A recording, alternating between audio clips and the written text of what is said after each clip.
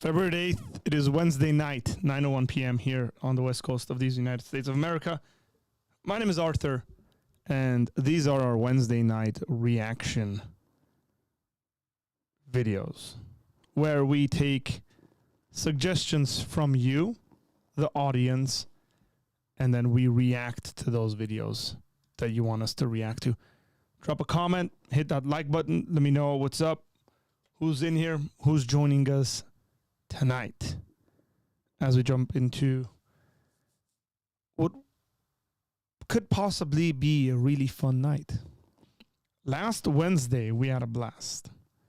Last Wednesday, we reacted to Reza Aslan and the PBD podcast, or the PBD podcast that Reza Aslan was on, and the many, many sadly untrue claims that he made. But we reacted to them. So, drop a little comment as we wait for folks to jump in here.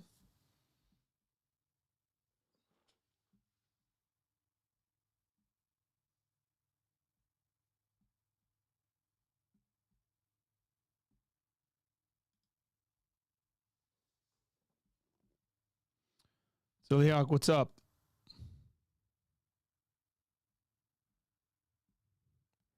I like how the community is being built here on YouTube. I love the fact that people are kind of jumping in here, people are jumping into the comment sections and saying, what's up, Apologia Center family? We're building a community, guys. Tonight, we can love the Turks, those Boer people. Let's pray for them. Buck, we had a prayer meeting last night at our church, or with our church folks, and we made sure to pray for the people in Turkey. Armenians, in my opinion, ought to be extremely sympathetic to this situation, predominantly because of the 1988 earthquake that happened in Armenia. I mean, it was northern Armenia was the epicenter. Gyumri, at the time known as Leninakan, but the town of Gyumri, which was devastated. There are people who have never recovered from that, and I speak of this in the trauma kind of sense. People who lost multiple siblings. I have family members who, one specific, where they lost 3 of their children in that earthquake. And when my dad speaks about it, it's very, very, very rare he'll even speak about it. But it's tough to listen to. I mean, I was 3 years old when the earthquake in 88 happened, and I remember it. And we were in, kind of far from the epicenter. And we still felt it, and I still remember it as a 3-year-old. So I think Armenians ought to be some of the more sympathetic people when it comes to this. And so there's a challenge that goes out to my Armenian friends that, yes, people ought to be praying and sending help and support for the Turks, the Syrians, I didn't say Assyrians, and everybody else who's affected by this. It's truly tragic. And some of the things I've seen in ignorance, people claiming who are Christians making certain comments, where I've made a video on that and posted it, and so you guys know my opinion on what the matter is. David saying, hey there, hope you got my video. David, I haven't received anything from you. How did you send it, buddy?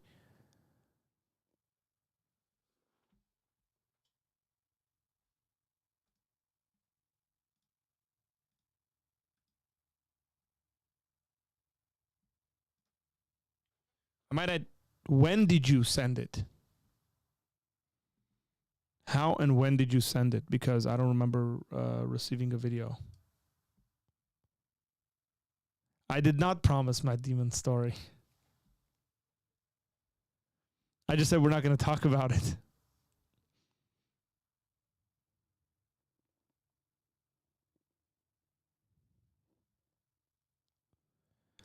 Why is it that every theistic or theistic adjacent channel that I watch streams at EU unfriendly times? You lot aren't very nice. Hey, Jerome, I'm sorry.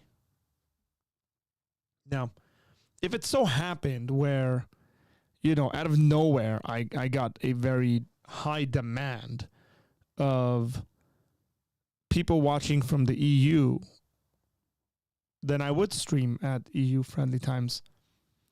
So 1 p.m. our time, I guess, is not friendly to you guys either, huh? Sorry. I apologize for this.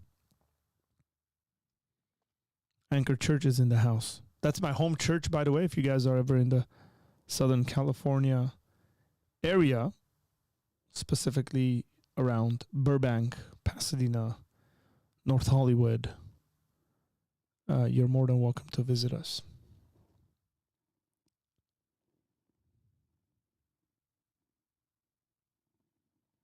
It's funny because I think that I was the one who prompted you to talk about the demon story. High demand. Yeah, I know, huh?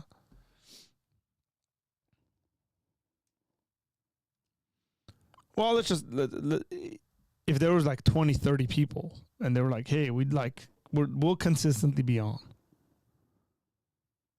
Do it at EU friendly times. I think I would seriously consider that and do it. What's up, Jewel? How you doing?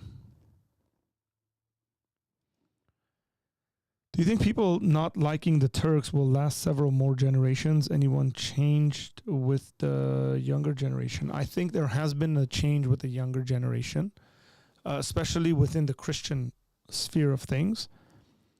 The thing is that the more the Turks deny it, the more the Turks do the kind of stuff that they're doing, supporting Azerbaijan, Azeris blockading Armenians.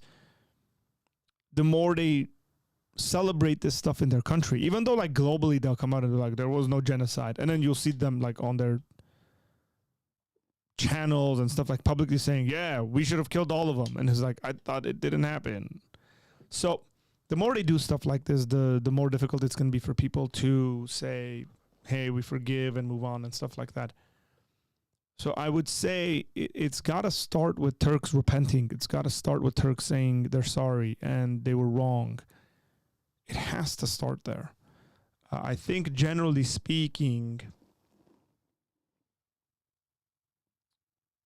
Armenians would want to have proper and healthy relationships with Turks. Generalizing there. What's up, Anamas? How you doing? This is the best time starting the morning, right? Welcome, buddy.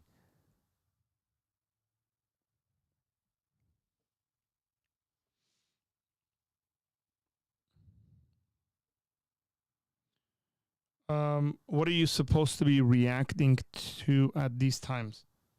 Well, it's really dependent on you guys. You guys are the ones who send me the recommendations of stuff I react to.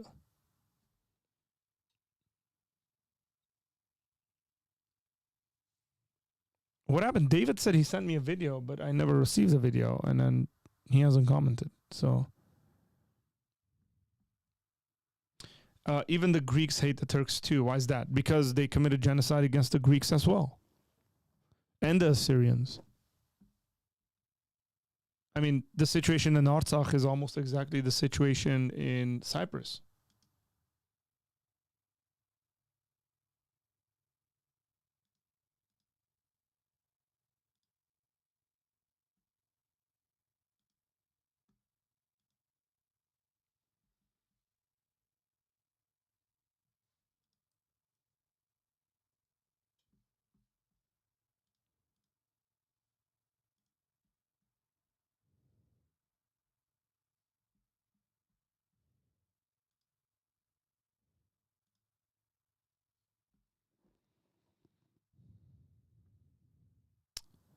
Lucky for me, Arthur, I'm still in Jamaica, and so these EU unfriendly times are not unfriendly for me now. Oh, that's good to hear.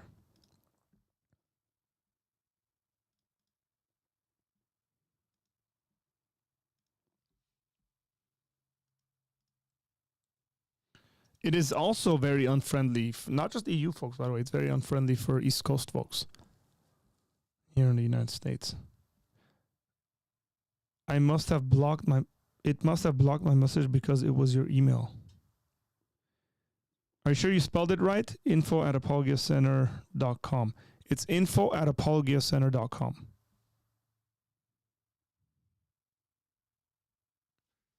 It might have gone to my my junk email. Let me check, actually.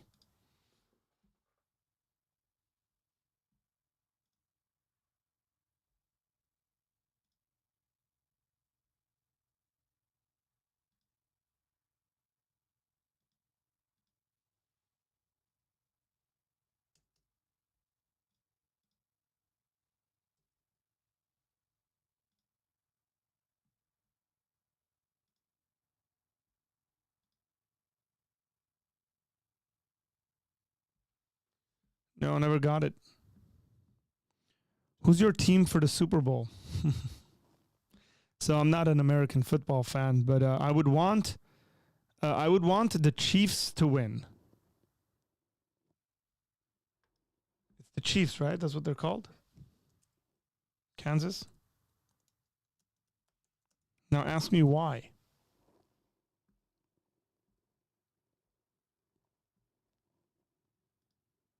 Why, you might ask, do I want the Chiefs to win? Because I want JP Moreland to be happy. JP Moreland is from Kansas. He's a Chiefs fan, and I want him to be happy.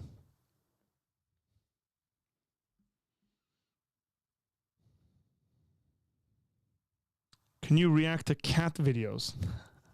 No. Man, those cats were killing me yesterday.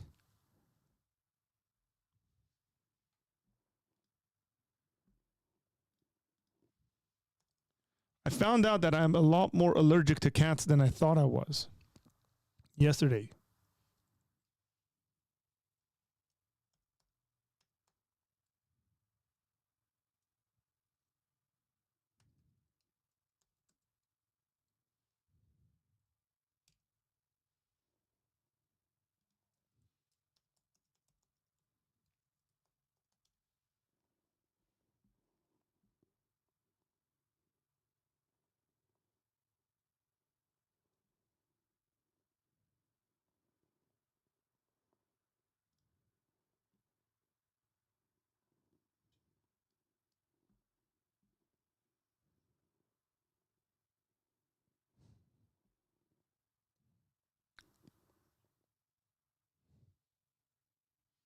Okay, I just got it, David.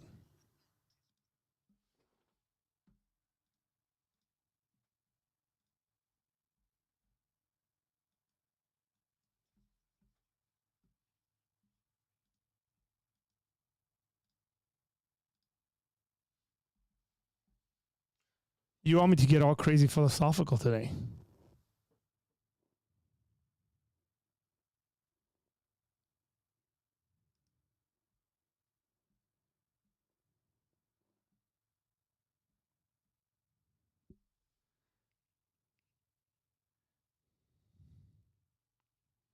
National excuse to drink Sunday.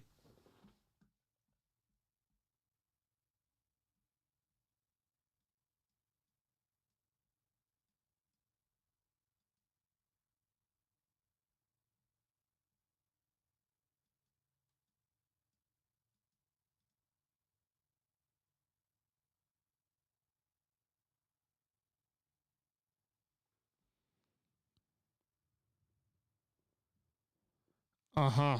Figured it out. Well, I got it now. So, yeah, we can react to this. Now there's, oh man, I haven't thought about materialism and emergence sort of stuff in some time, but we'll give it a go. So we're about to get a bit technical and philosophical here, guys. Okay. This is a video that's been viewed 8.5 million times. And I could potentially say things that... disclaimer. Whoa. What's up with the crazy zoom?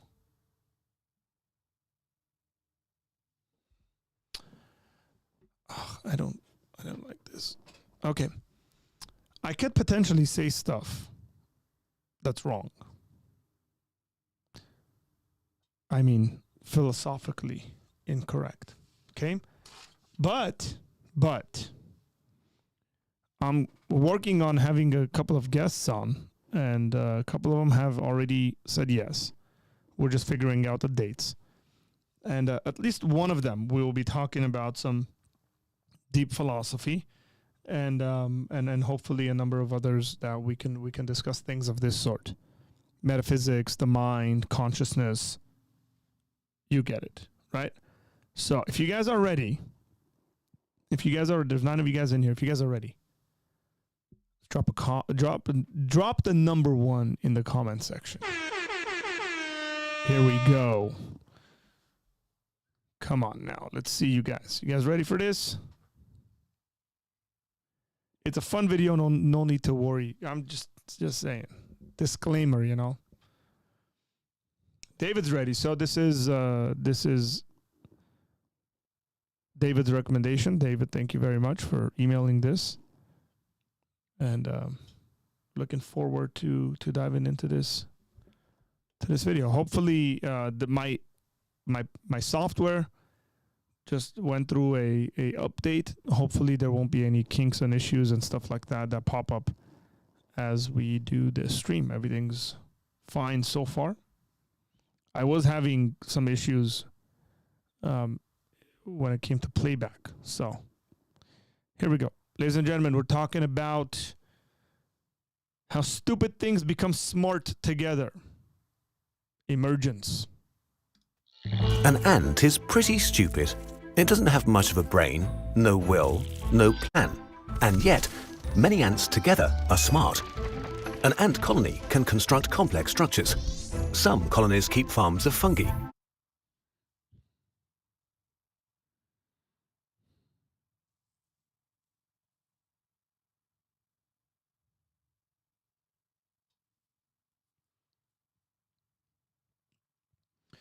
The reason why I paused is because I think there's an assumption that was already made where I would have contention with. One ant is stupid, but a colony of ants are smart. Well, what determines smartness? The fact that they can build a colony? How aware are they whether they're building a colony or not? Those are serious questions that should come to our minds. So I don't know whether I would use that word. Like I would just, it was like thrown in there. I'm just not very sure whether I would say that a colony of ants are smart. Just because you get many of them doing something together doesn't mean they're doing it intelligently. Just putting that out there. Others take care of cattle. They can wage war or defend themselves. How is this possible? How can a bunch of stupid things do smart things together? This phenomenon is called emergence, and it's one of the most fascinating and mysterious features of our universe. In a nutshell, it describes small things forming bigger things that have different properties than the sum of their parts. Emergence is complexity arising from simplicity, and emergence is everywhere. Or is it?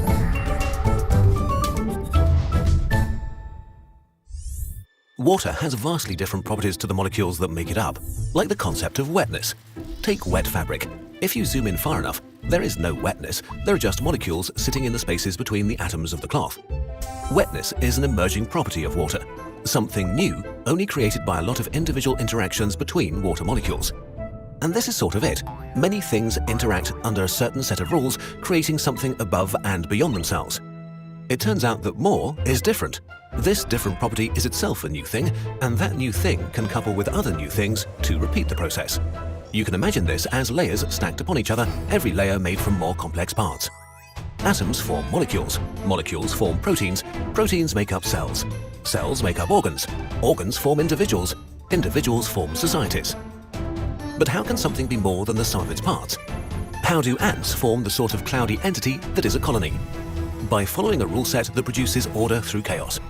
For example, let's look at how an ant colony distributes jobs. Let's assume that a colony should have 25% workers, 25% caretakers, 25% soldiers, and 25% gatherers. Ants communicate their current job via chemicals. For example, a worker ant constantly secretes chemicals that say, "I'm a worker." When ants meet other ants, they smell each other to gather information, telling each other their job and what they're doing. Both keep track of who they met in the past. Now, imagine an anteater kills most of the gatherers. If this isn't fixed quickly, the colony will starve. Many worker ants need to switch jobs, but how do you tell this to thousands of them? Simple, you don't. Our worker ant will still meet and smell other ants, but it will encounter almost no gatherers at all. It counts too few gatherers until it reaches a critical point, and then it changes its job. The worker becomes a gatherer. Other ants will do the same until after a while there are enough gatherers again.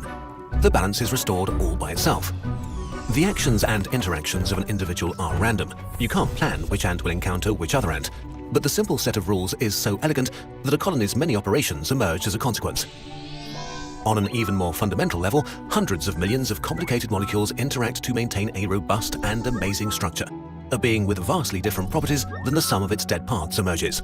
The smallest unit of life, a cell. We still don't have a clear definition of what living things are, we just know they emerge from things that are not alive. Cells.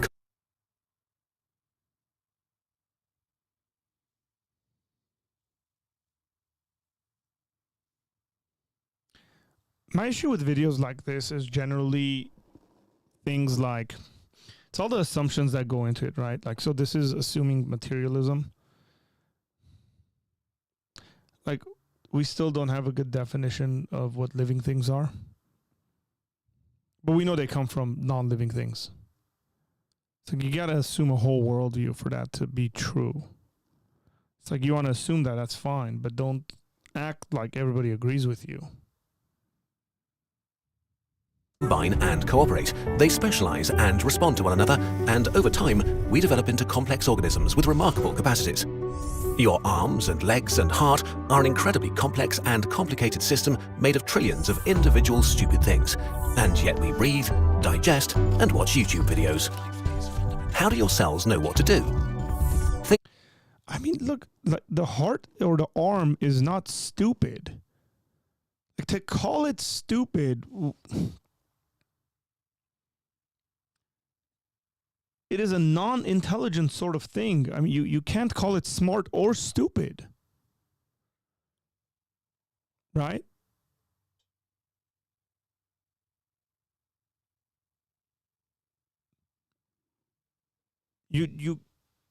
So I don't know whether there's some kind of equivocation happening here or not. There could be.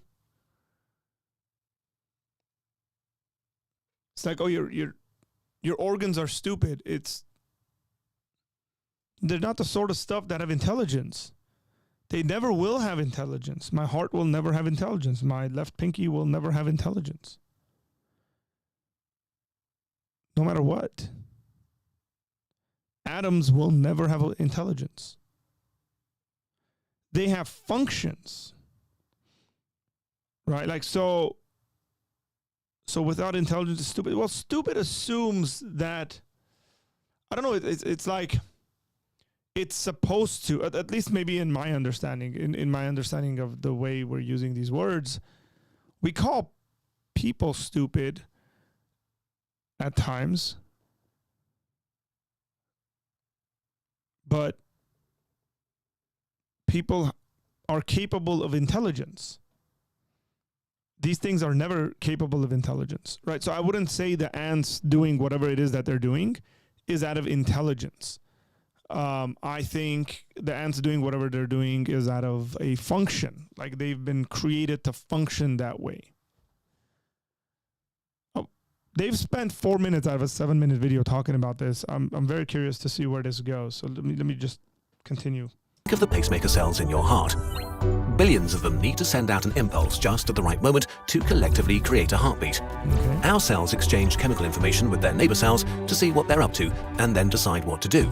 No, they don't decide what to do. There's no decision. They're not conscious. So this is what I mean when we speak about these things, right? Where I don't think it's, your average person is going to watch this and goes, yeah, we get it. Right? It's like, oh, the cells send out information and they decide what to do. They don't decide anything.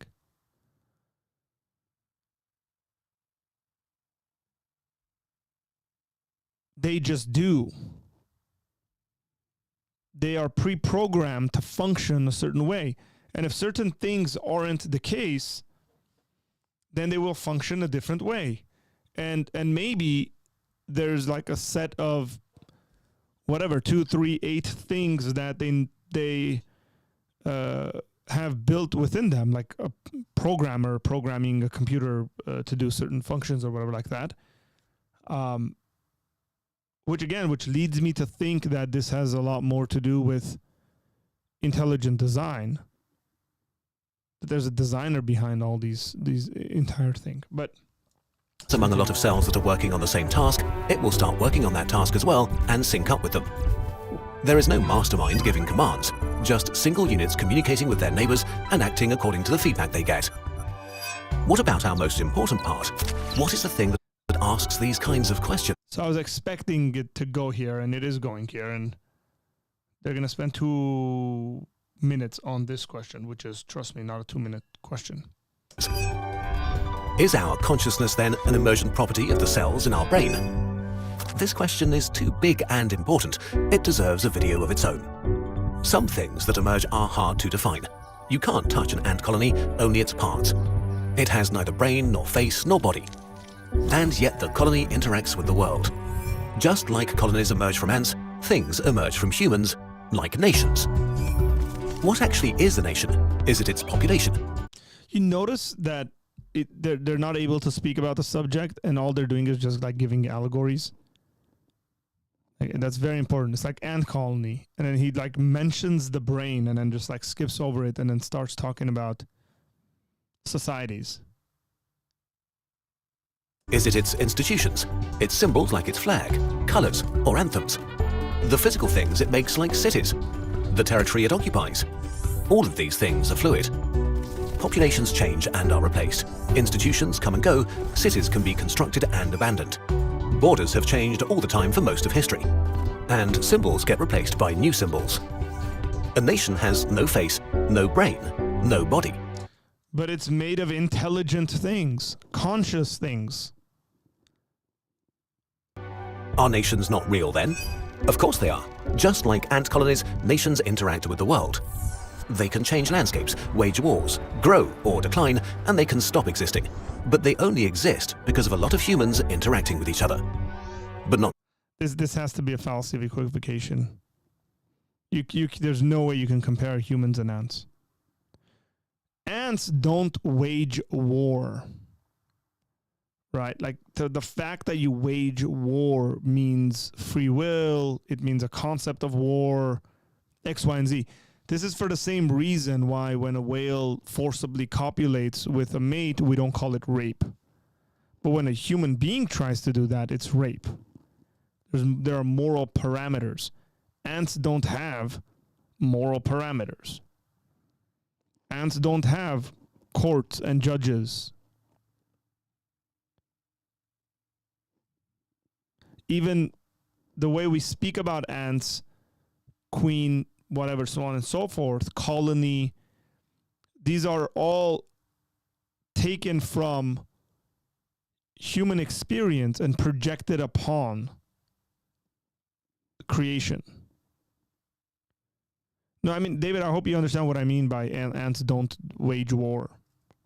Ants do not, like, that's human language as to the fact that we wage war. Like, think about the word wage, conduct war.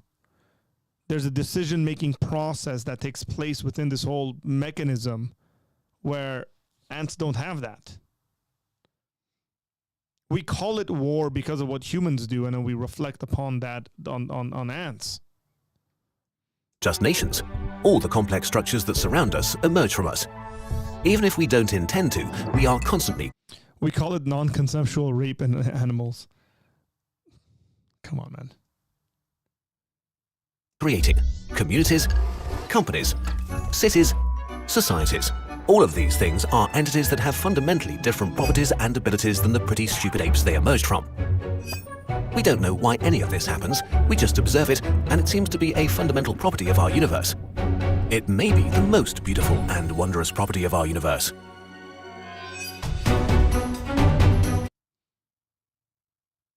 Okay.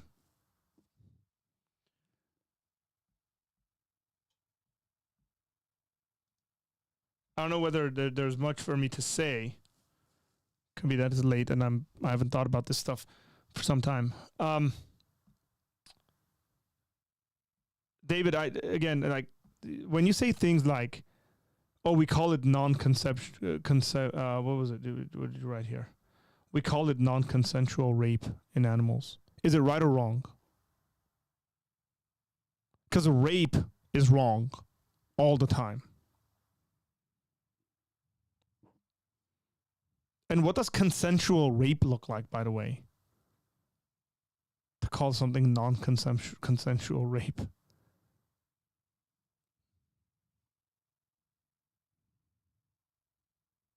Would it make, like, is consensual rape okay? Like, that seems like a contradiction in terms. Because if it's rape, by definition, it's not consensual. Unless we're just going to redefine the meaning of words and then, like, lead ourselves into, like, utter stupidity where we're just talking meaninglessness. Which is a part of the way society's speaking now, right? I mean, look at the way we're defining a bunch of stuff in society, at least in the English language, where words are losing their meaning. We're inventing words that are meaningless and expecting people to understand what we mean. So if something's going to be called non-consensual rape, the opposite of that would be true, consensual rape.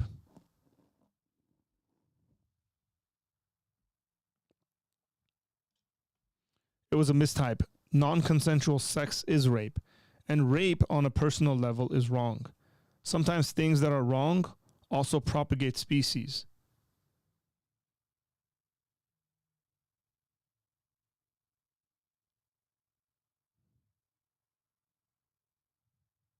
And then what? Is that right?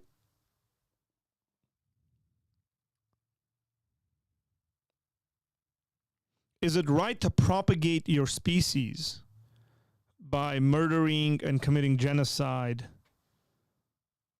against another species? Because that seems to put a bunch of the eco-friendly animal rights activists in a lot of trouble. And trust me, I can come up with counterexamples to the stuff I'm saying. I get it.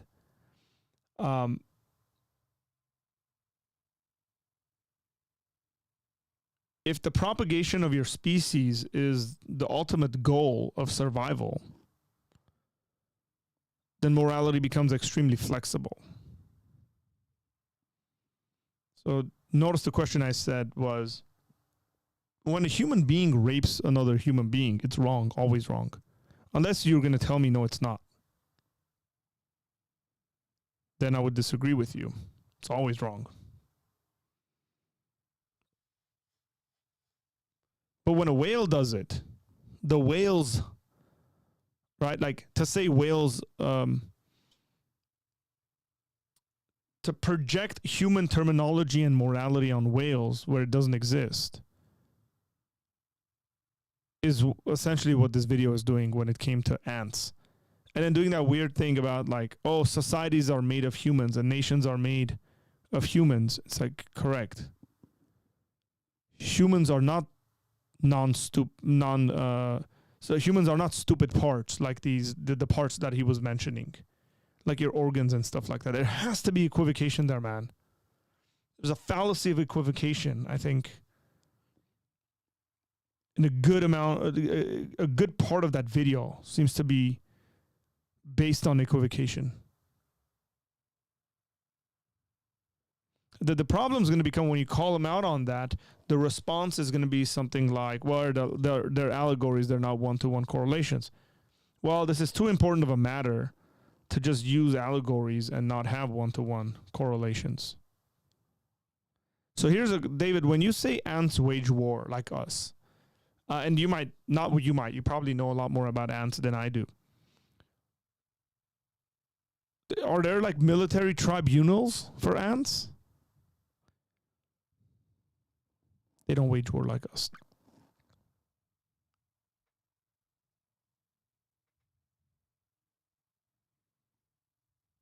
Are there rules of engagement?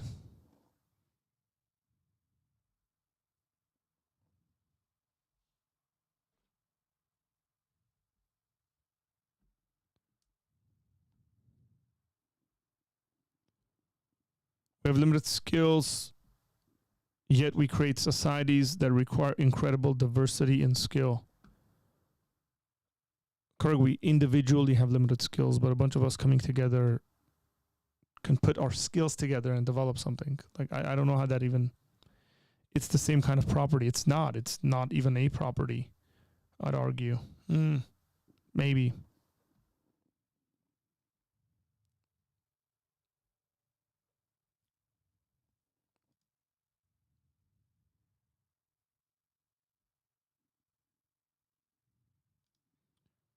They will go on warring parties and raid neighboring villages to exterminate rivals for resources. Every single thing you said there is based on human experience.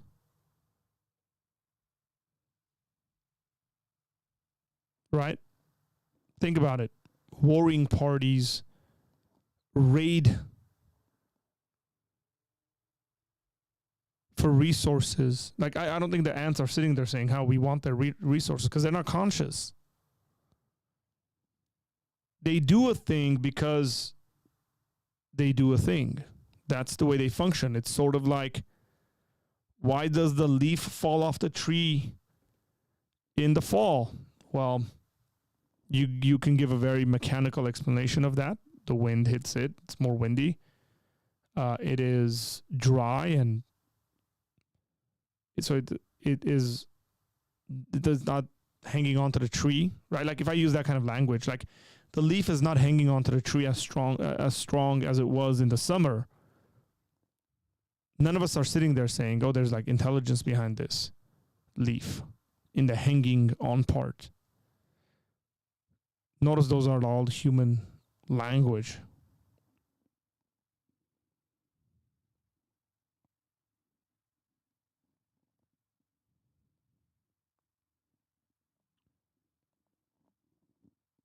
I think to argue emergent properties from, well, I shouldn't say that. If someone's going to argue consciousness as an emergent property of the brain, there's seriously major issues with that.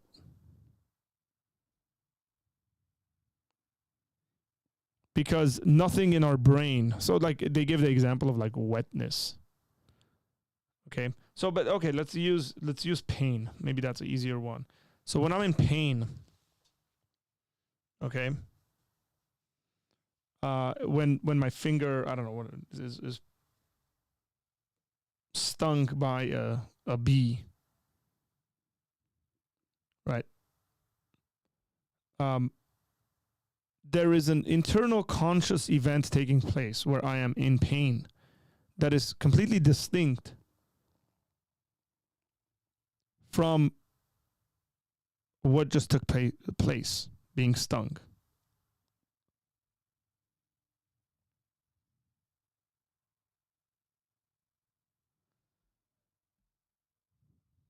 So one is a conscious event taking place. The other one's not. Man, I should pull out some books I got on that shelf. Okay. But I'm going to have someone on here that we're going to talk about these things, who's like a lot more fresh than I am.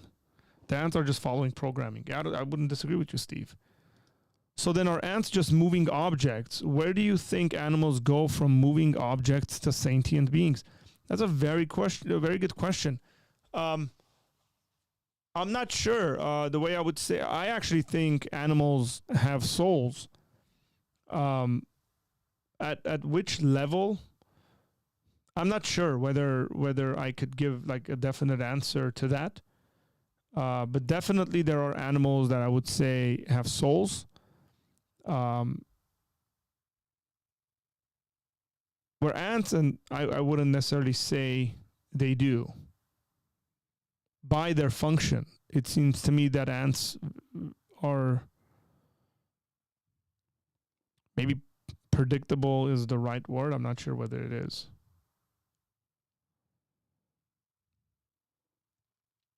Like predictably programmed, sort of do the same thing. And if I'm wrong about this, correct me. Like, oh no, ants don't do the same thing. They right. Where there's a certain kind of, maybe disobedience is probably the wrong word. There's a certain kind of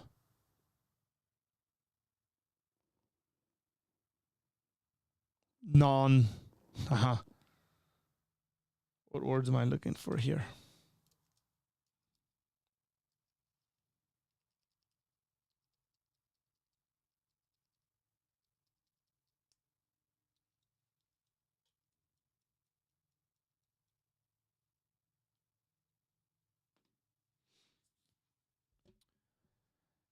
Skipping over some words. What kind of epistemology would you use to determine if an animal is sentient, or your definition have a soul? I would want to see complexity within that animal, like complexity of personality or something like that. What would be closely defined to a personality?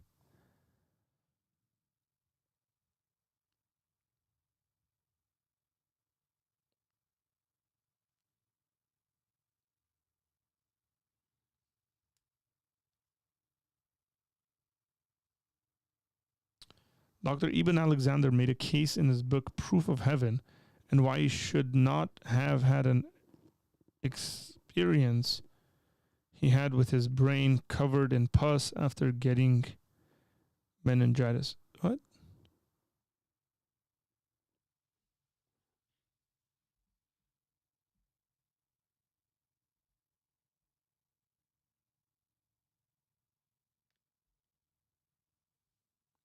No morality equals no soul?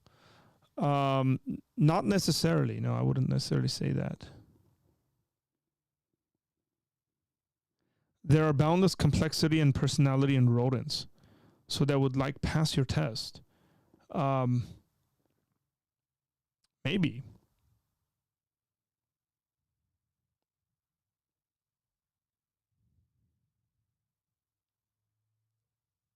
Yeah, I mean, I think animals have souls. I just, the thing is that it would be very difficult for me to sit here and name exactly which animals. Number one, because I probably haven't thought about it, all those animals for me to give you an answer like that.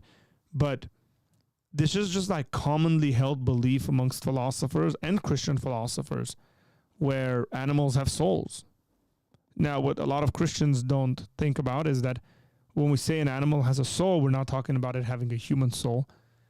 A dog has a dog soul, and a human being has a human soul, made in the image of God, where the dog is not. But the dog having a soul means certain things within that. So this is why I think certain animals have the ability to connect with their owners, or people around them, where other animals don't.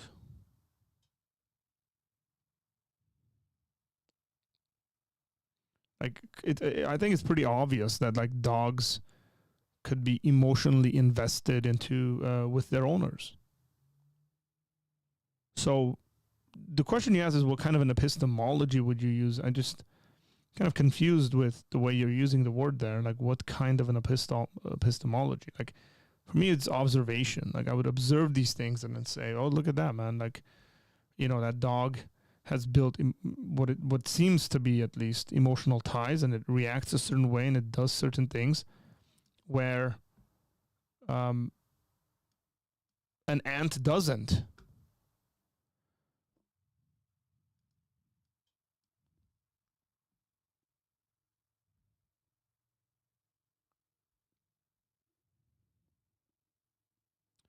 I'm pretty sure Catholics that's probably not true. I'm pretty sure Catholics believe only humans have souls. I'm pretty sure that's not true. So a good amount of Catholic theology comes to us from Aquinas.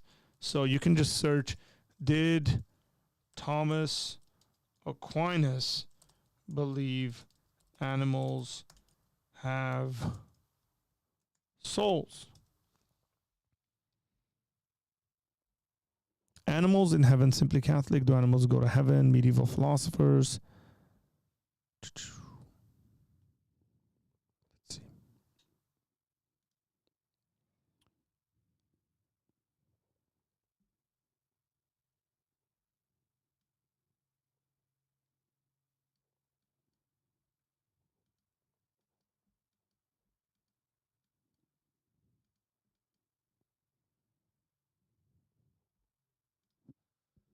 Try to.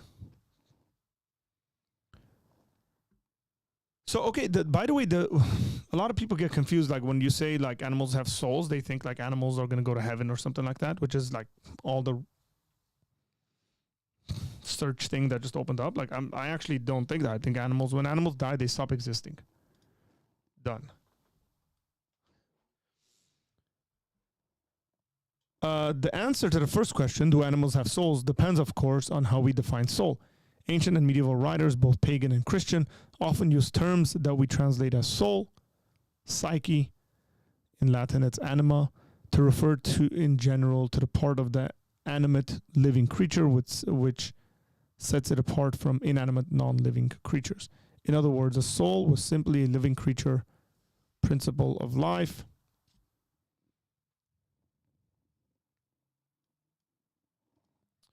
Nefesh, ruach.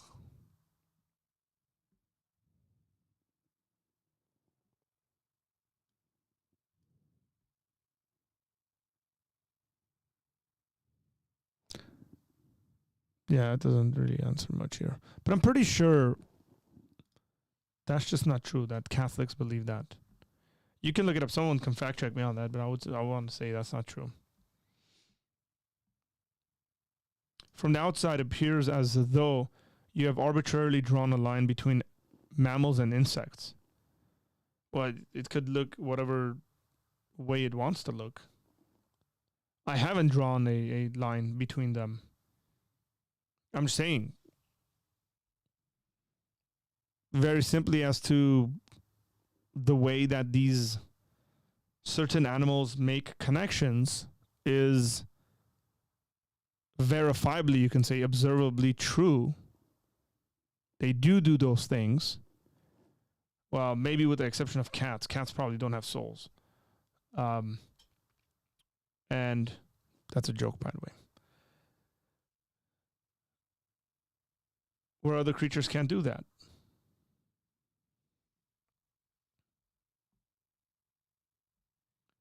Why would animals stop existing, but we wouldn't? Well, David, there is an aspect of theology where people believe in annihilationism and believe that God's judgment, essentially like hell, is actually annihilation. Obviously, I'm pretty sure you're familiar with this. The reason why I would say we don't stop existing is because we are made in the image of God. That's why. Humans share 90% DNA with cats. Fun fact. How many percent are we in common with like water? These things don't mean much, right? Like consciousness being naturally emergent from the brain is a hypothesis that currently has no explanation. Correct, Steve. That is very true. I mean, even the physicalist like Jaegwon Kim would conclude like we don't know. We just don't know how how consciousness comes about. My thing is, I think if you look at I'm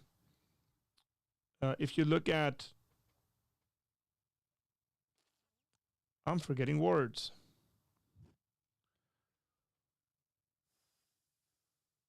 What is the word?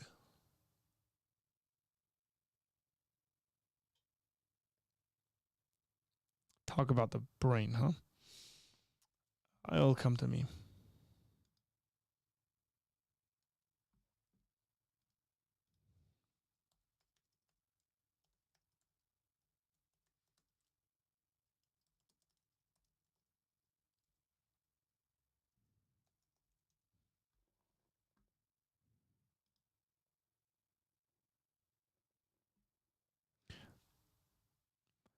If you look at neuroplasticity, I think that would be a pretty decent argument for the soul and why consciousness is distinct from the brain, considering that there's something beyond the brain telling the brain that it's got to think about these certain things, or it somehow has an impact on it, where the brain rewires and makes new connections.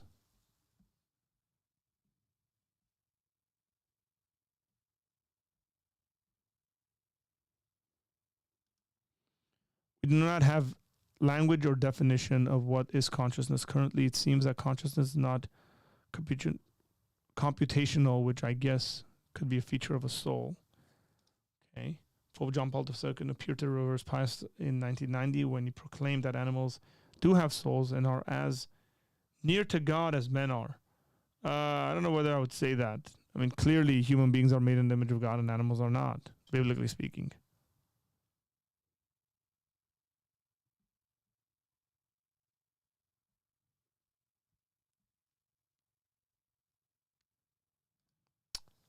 Question: what is the difference between intelligence and a soul? Well, a soul is the person. Intelligence would be a faculty of the soul.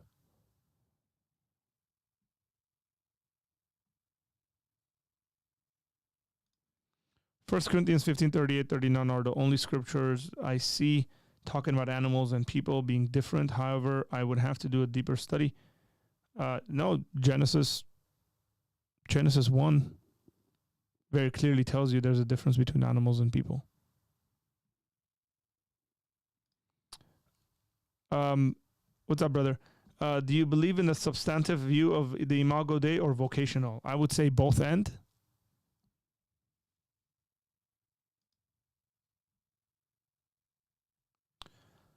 I feel like I should leave and come back with a documentary on ants.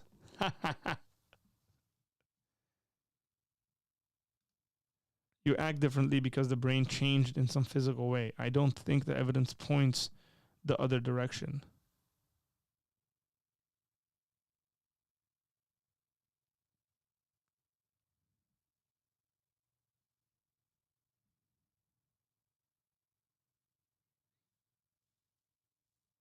Okay. I'm just like thinking what to respond to that. Let me pull out some books right now. This is, again, one of those fascinating. I want to refresh myself a little bit.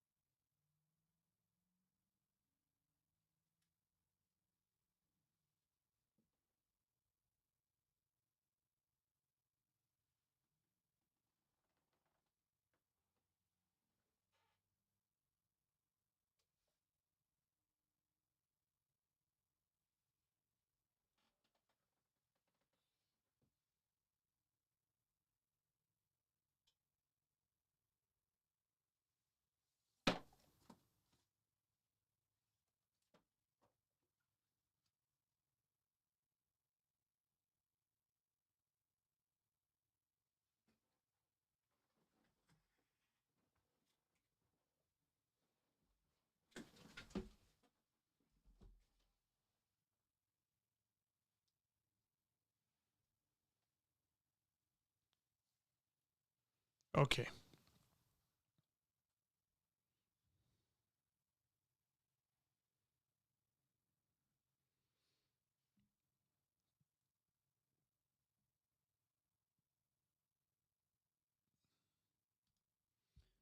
You believe in the literal Adam and Eve, and at what point in history? I'm not very sure at what point in history, but I do believe in a literal Adam and Eve. Yeah, amen. Props to you, David.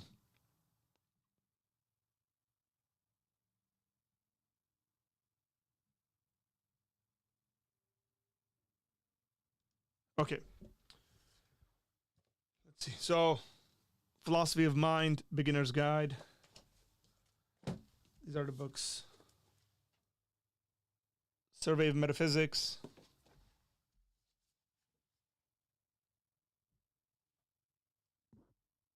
Wow.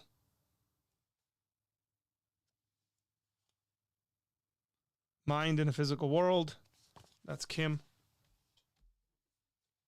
Evolution of the Soul. That's Swinburne. And Brief History of the Soul. Now, let's go to the physicalist in the crowd. Let's see what it's been some time. Sometime means 7-8 years. I've thought about this stuff, but again, not on the details that I'd like to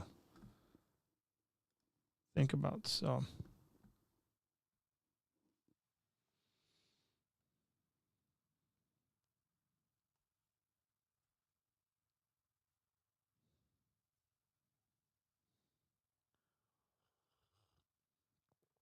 hey Art, I was wondering what are some reasons not to have premarital sex that are not based in scripture? Well, I don't generally like pragmatic arguments for things of this sort. It's not very healthy, like psychologically, to have many partners, X, Y, and Z. Like, so people will like develop these sorts of arguments, But then it becomes a problem where it's like, well, what if the premarital sex is with the person that you end up getting married to, right? Then there's these issues. I just very simply would say this is a Christian ethic. It's specifically taught within the Bible, and the reason is that that's not what God wants you to do.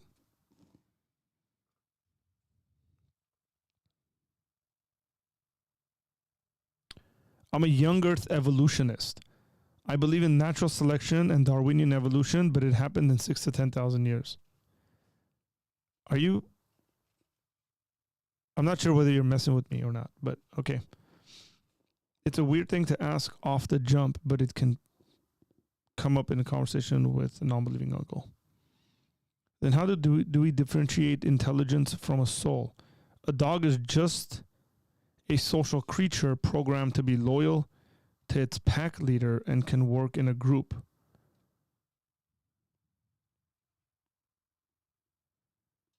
I think there's a lot more that goes into the quote-unquote relationship with dogs and humans. But that would be a fair point. I wouldn't necessarily say so. It seems to me maybe I would develop some kind of a more narrow definition of intelligence, which might include something like self-awareness.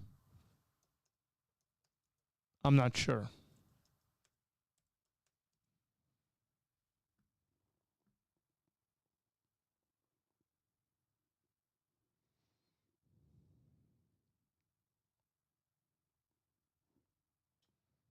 I was trying to go to a section in this book and see what he's but dogs do have incredible personalities. I would agree. Cats are just nasty.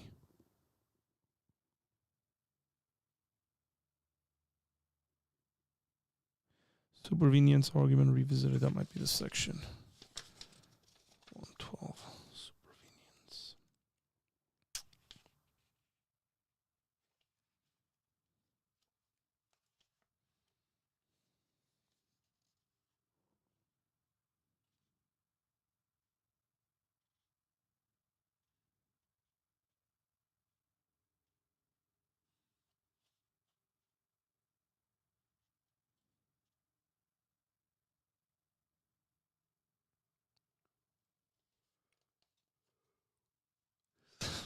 Sorry, man. I'm doing some deep, serious thinking here.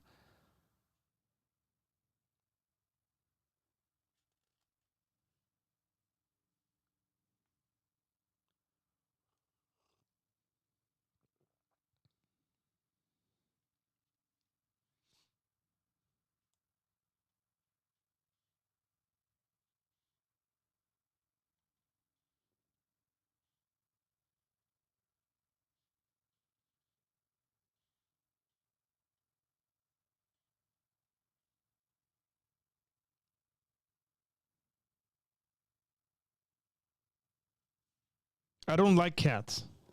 Well, like house cats and stuff like that. Like the small little cat. Like I like tigers and lions and stuff.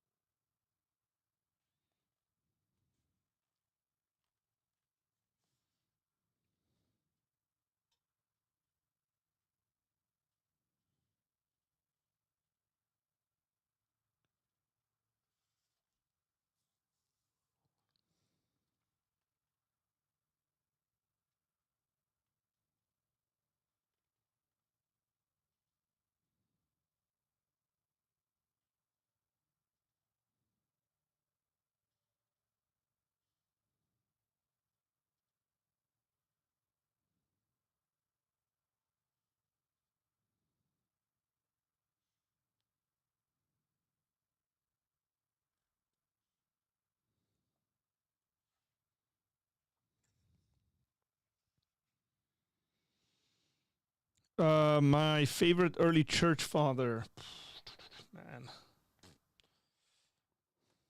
Athanasius, cool dude, gutsy, defender of the Trinity. I like the Cappadocians. I like the Cappadocians fathers as well, but Athanasius is the man. Brilliant. Learning systems have unique characteristics, which would be called a personality, and they are completely computational. That's an interesting point, Steve.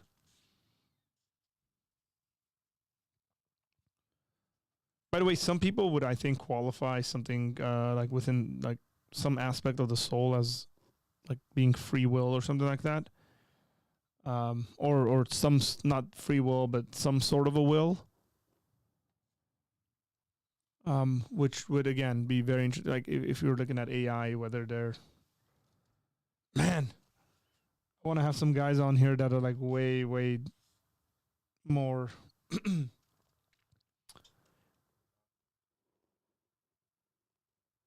way better at dealing with this subject. And there's one specifically I'm talking to, trying to get an interview with them. I think it will happen, but it'll probably be happening near summer. So we're looking at 3 months down the line.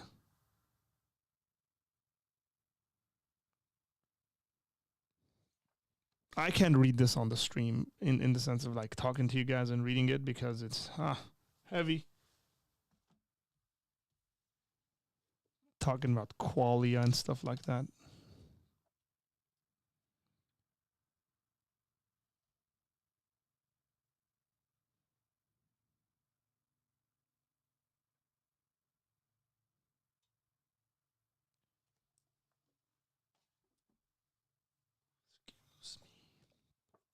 David, what did you do, man? Now you got me thinking about this stuff. I thought we were going to respond to,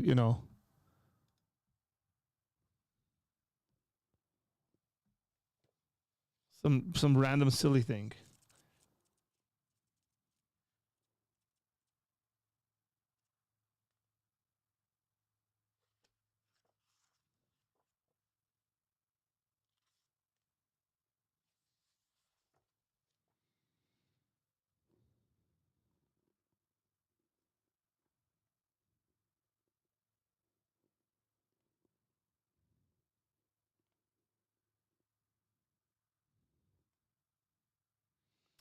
Nah, so do I.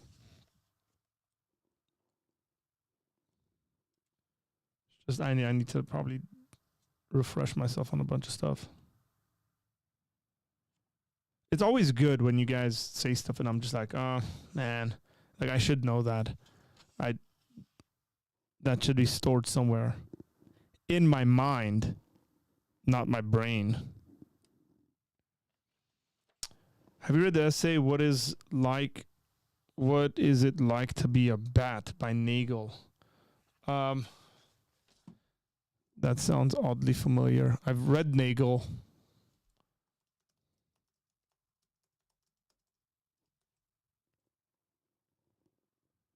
Probably have.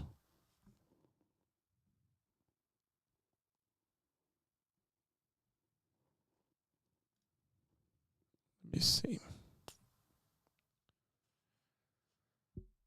So I'd have to like I've archived all my articles. Well, not archived, but they're in a folder, like all the articles I had to read when I was in seminary. So like I can go in there and check whether I've read this or not, but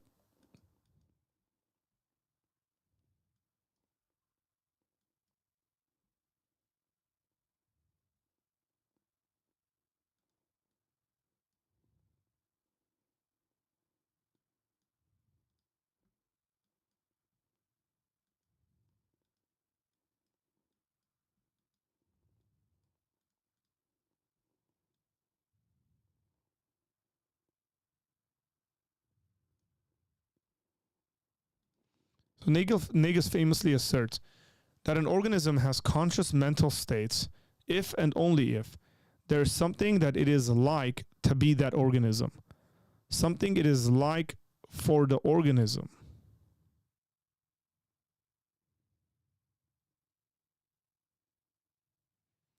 This assertion has achieved special status in consciousness studies as the standard what it's like locution. Daniel Dennett, which is another one of the books I got back to that I didn't pull out on consciousness, while sharply disagreeing on some points, acknowledges Nagel's paper as the most widely cited and influential thought experiment about consciousness.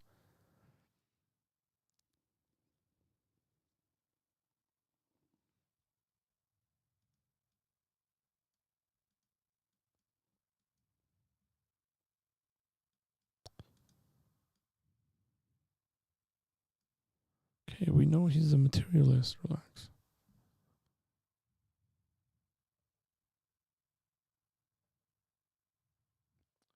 Okay, that's not helping.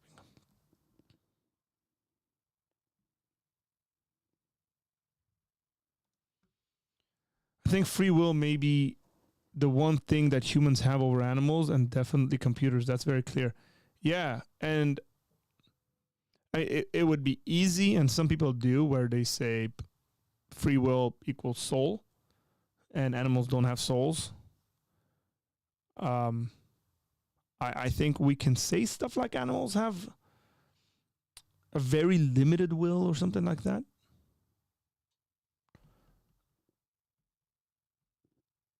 Yeah. Where you can keep a more expanded view of the will for humans and have a limited one for animals and still maintain souls for both. I think that's a possibility. But yeah, I think you're right, Steve. I'd agree with that.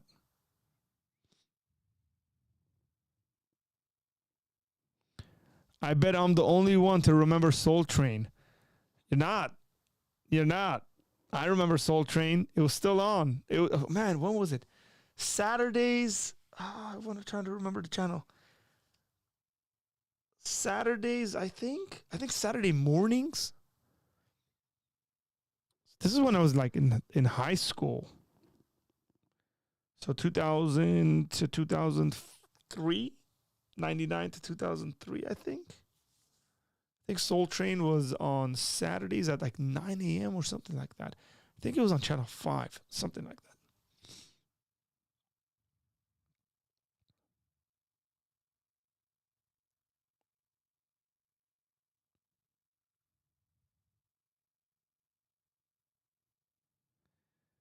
So I'm specifically trying to have someone come on the podcast or Thursday interviews where we talk about AI, we talk about consciousness, we talk about whether it's even possible to integrate human brains with AI and things of that sort. So if you're the praying type, pray that happens.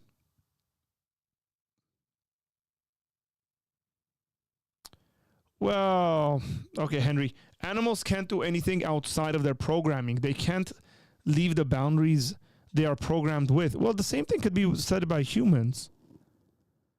We can't this to me is not like that big of a like revelation. The same thing is true about human beings. We are programmed to function in certain ways. There are things and there are parameters in which we can operate within and not outside of.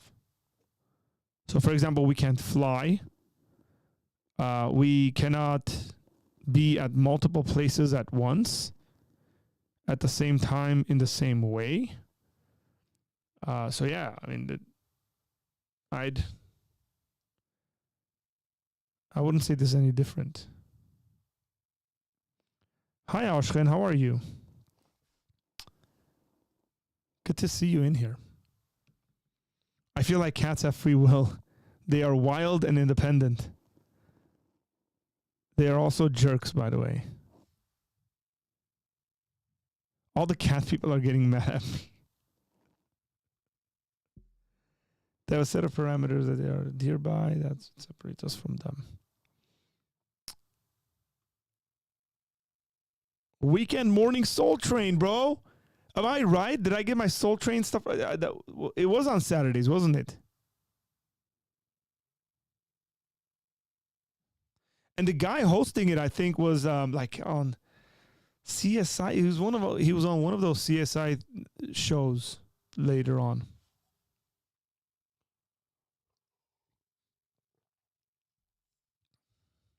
Hey, I'm trying to have some people come on where we talk about AI and consciousness and things of that sort.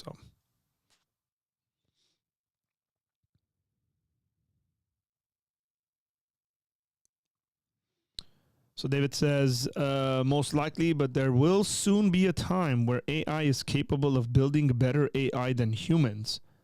And at that point, is the sky the limit again? It's a question of how you draw the line. Well, seems like you can, AI can create new AI, but it's programmed to do that. That's one thing. Whether it could become conscious or self-aware, I'm not very sure about that. Skynet, anyone? Anyone else here watch Meerkat Manor or Animal Planets? Nope, just me. Just concluded the answer.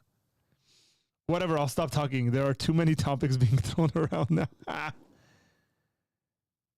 Most advanced AI systems are really very sophisticated statistical models. They need humans to manage the data they use to learn from. Okay, now, okay. Well, he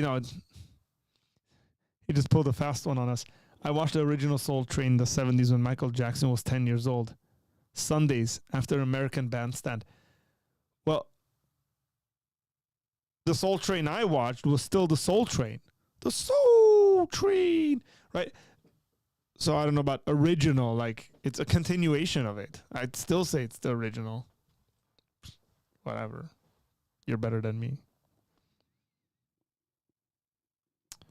Arthur, I would love to be involved in that AI episode. Doing what? You can be involved. You can send in questions. Because that's what I'm going to be doing. I'm just going to be sending questions.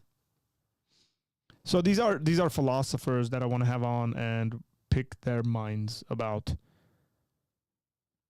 soul's consciousness. One of them studies and has studied, and that's what he does for a living, and his job is to work on the brain.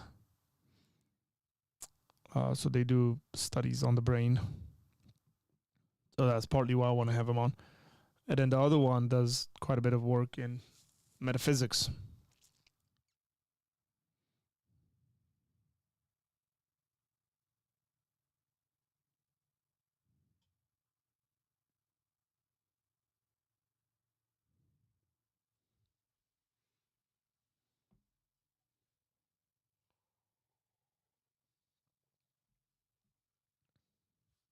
Is there anything else of a lighter note that you guys might want us to react to? Bro, stop writing Russian stuff. We can't read it.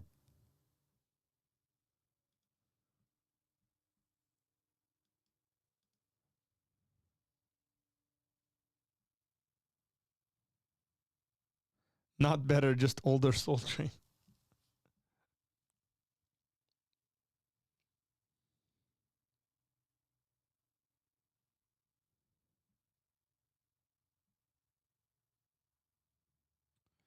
Has your friend looked into any of the new studies on therapeutic effects of psychedelics? I can't say yes or no to that. David, I'm not going to pick you, man. You threw this thing at us. React to a Soul Train video? No, thank you. By the way, we are...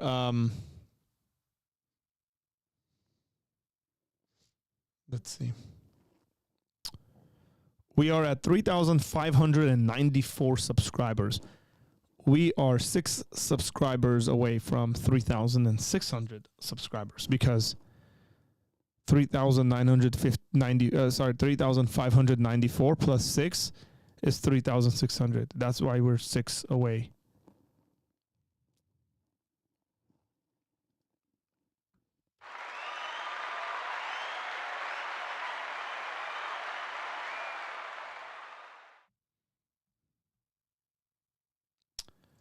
A deep dive into the Masons would make a good podcast.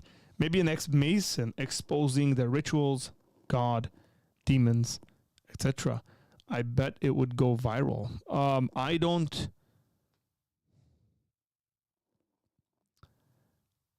rephrase. I don't know any ex-Masons that would be willing to sit down and expose the Masons.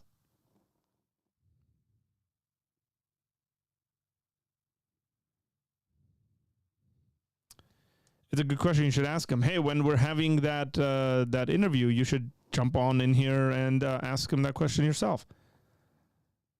But if you're not in here, I will try to do my best to remember that and ask him. Alpha writing in Russian reminded me of the Uber driver I had today. He was delivering my order, got confused where I was, spoke to me in Russian over the phone, and then I was confused to where he was. It was a mess.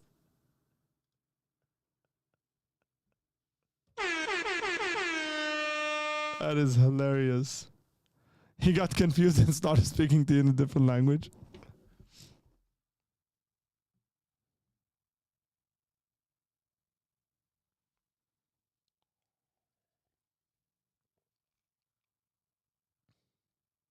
Interesting point, Steve. Humans are actually quite poor at statistics and computation methods. We seem to learn by somewhat different methods. We need much less data and much less energy.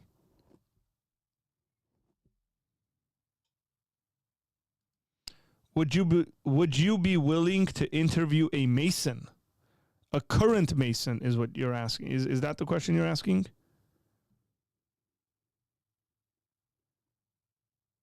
I have no idea what the capital of South Dakota is. What's up, Pine Creek? How you doing, man? Hope all is well.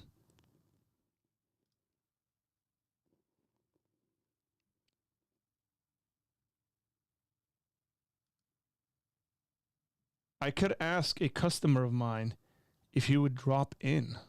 Interesting. I'm curious to know what the point of the question for Pine Creek was. What's the capital of South Dakota?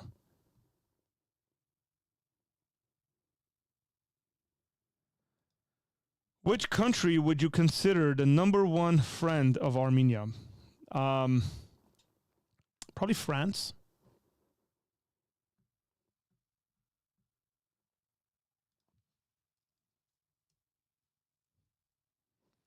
I'd say I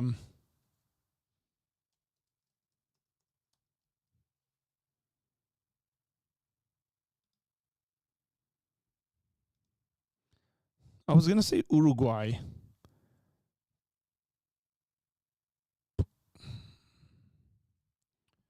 France, Argentinians are pretty friendly with Armenia. Uruguay has been historically, not very sure like currently, but France would be, I would say, the number one ally. Now, if some of you guys know what's going on geopolitically in that region, you would be like, why didn't he say Russia? Because I don't think they are our friends.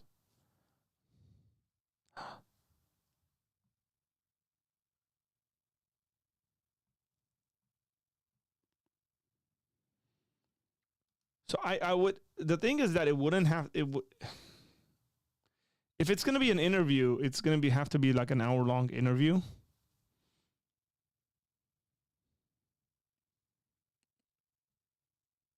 Not just like a 10-minute conversation or something like that. But yeah, I'd be interested. I'd want to know like a bunch of details about Masons. But the question is whether he's going to give us all the secrets. Is this guy a Mason or a free or a previous Mason? Oshchen agrees with me, and her name is pronounced Oshchen.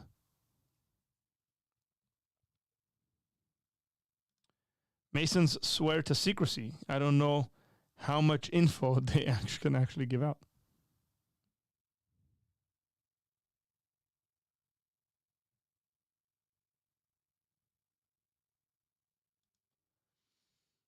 Do we take much longer and with less data? Bots make competitive art after only weeks of training.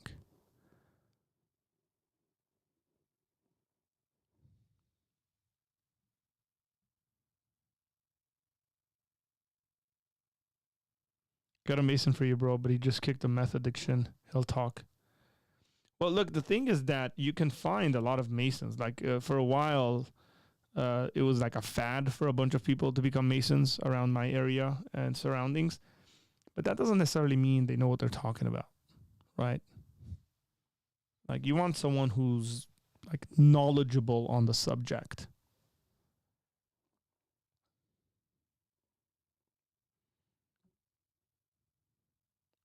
Well, I know a lot of folks that are ex-Masons, and yeah, I would agree with this, but then I know other Masons where it's like, oh, there's a little spooky aspect of it. At the very least, extremely unbiblical and anti-Christ behavior.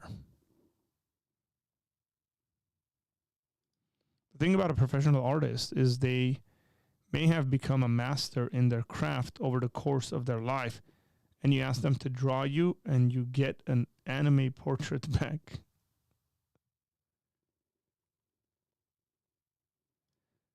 He's a Freemason currently, and he will tell you everything. He is loyal. He won't tell you everything. Correct. He's loyal. Maybe you need 4 more. Yeah, correct. Because then this is, the interwebs. And I understand that people might not want to put themselves out there like that.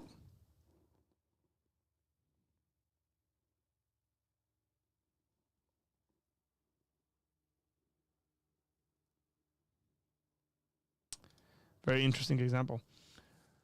An AI network to training an AI network to recognize a flower, it takes billions of examples, and MW, I don't know what the milliwatt, I don't know what that is. A human child does it in a few examples in a very short time, or a short time.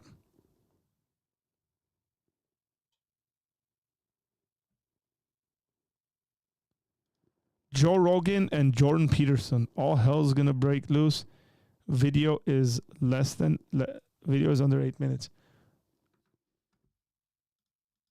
They've talked to each other quite a bit. Which one of these would it be?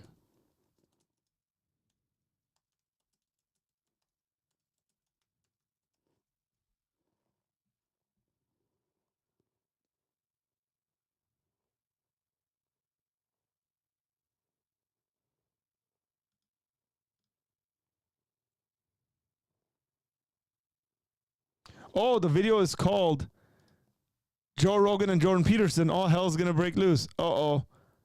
I thought you said all hell's gonna break loose on our I'm pulling this up. Hang on. Should be interesting.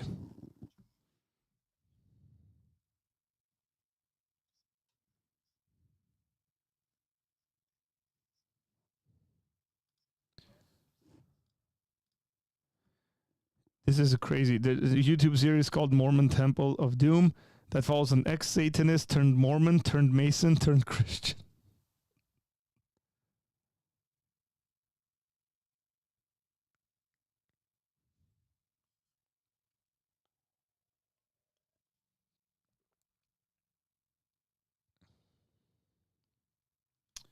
Yeah, not sure. I don't know. Okay, ladies and gentlemen, let's turn our attention to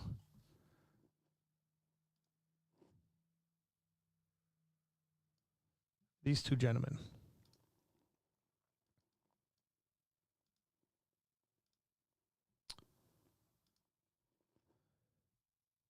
Here is Joe Rogan and Jordan Peterson having a conversation. And this video is entitled "All Hell's Gonna Break Loose."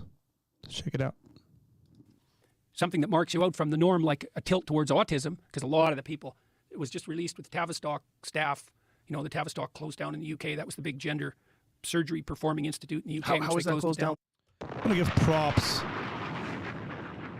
to Jordan Peterson for that multicolor suit he's got on. That's sick, man.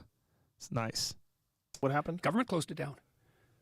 So Yeah, because they knew that they figured out in the UK that, wow, the rates of transgender transformation requests were skyrocketing.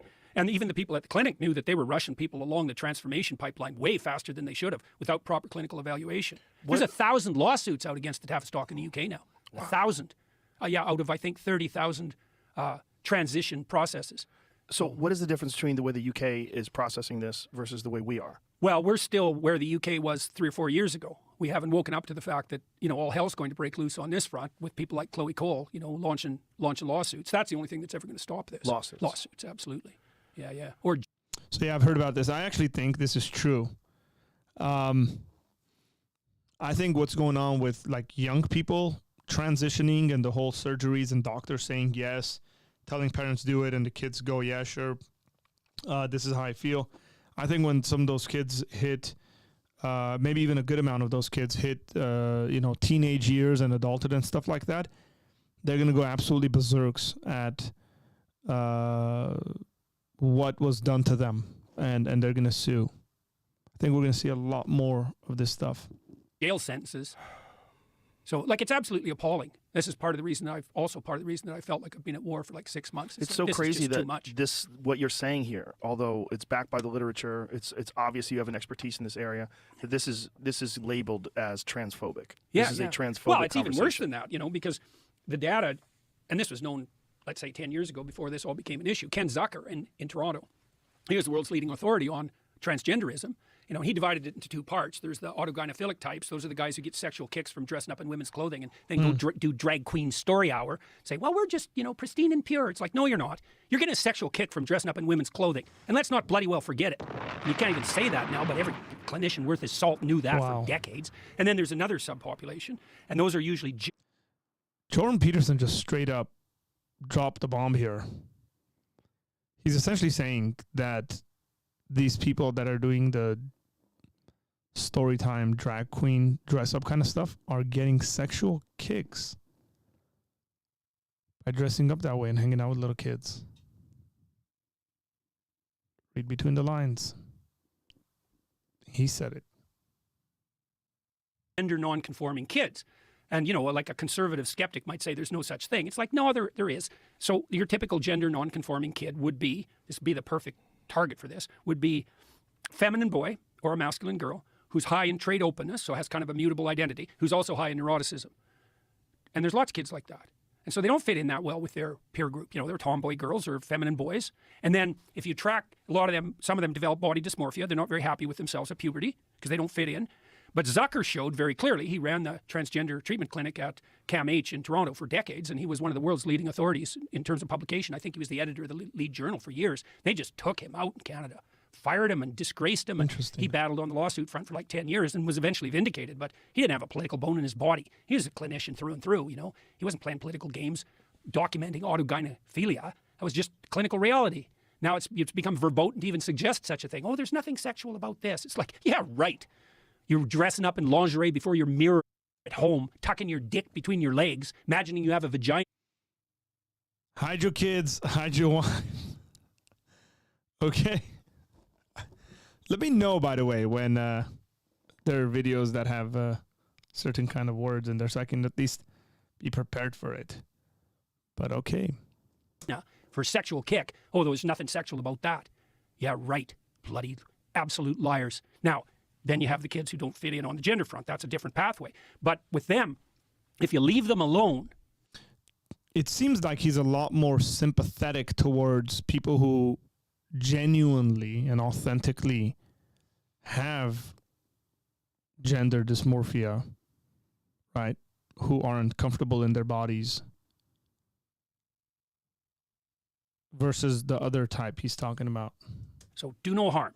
Leave them alone. 90% of them accept their body, their sex, by age 18 or 19. And 80% of them are gay.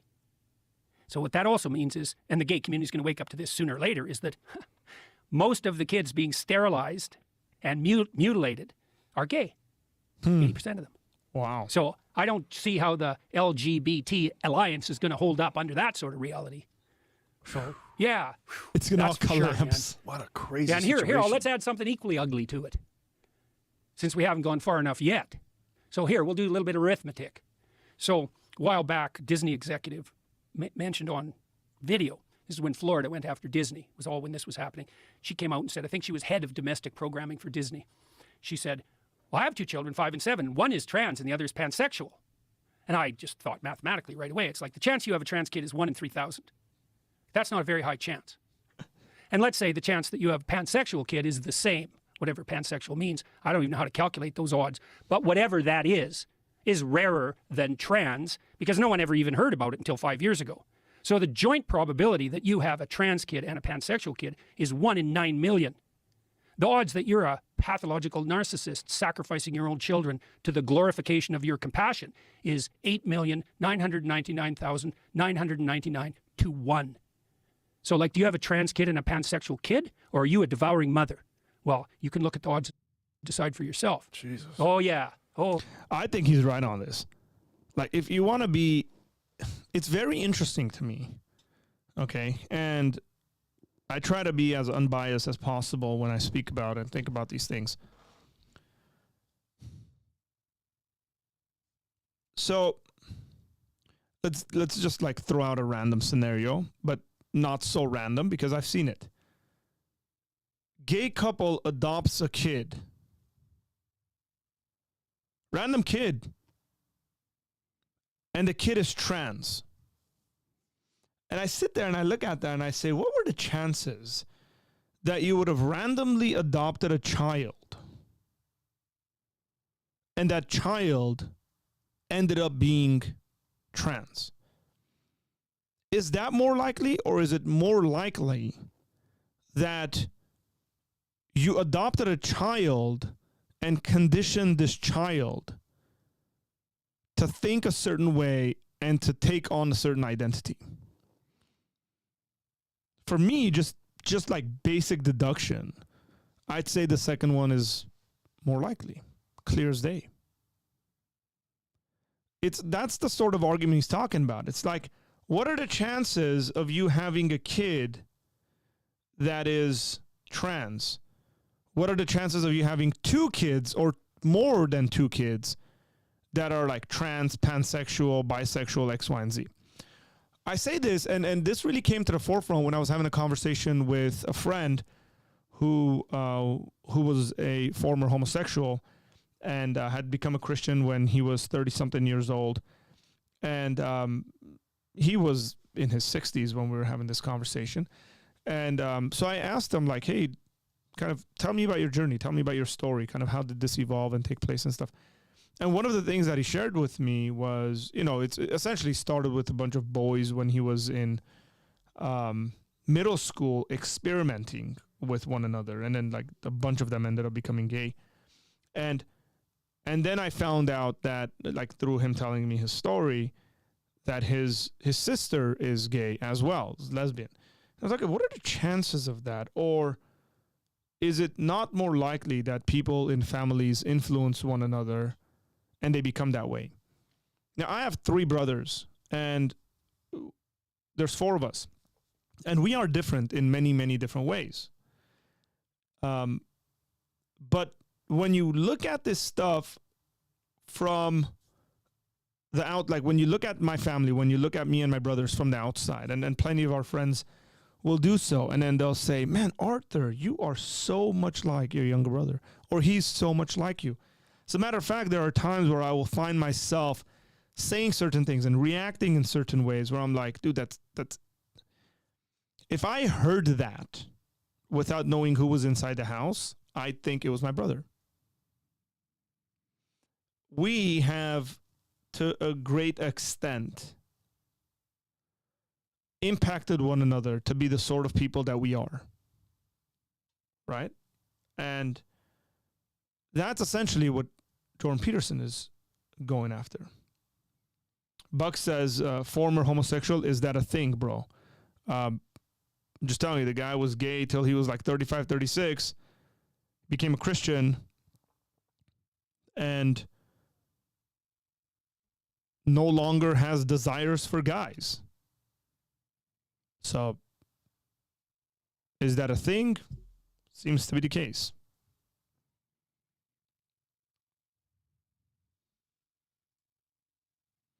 Jordan Peterson needs to talk about flowers and puppies once in a while instead of suffering 24/7.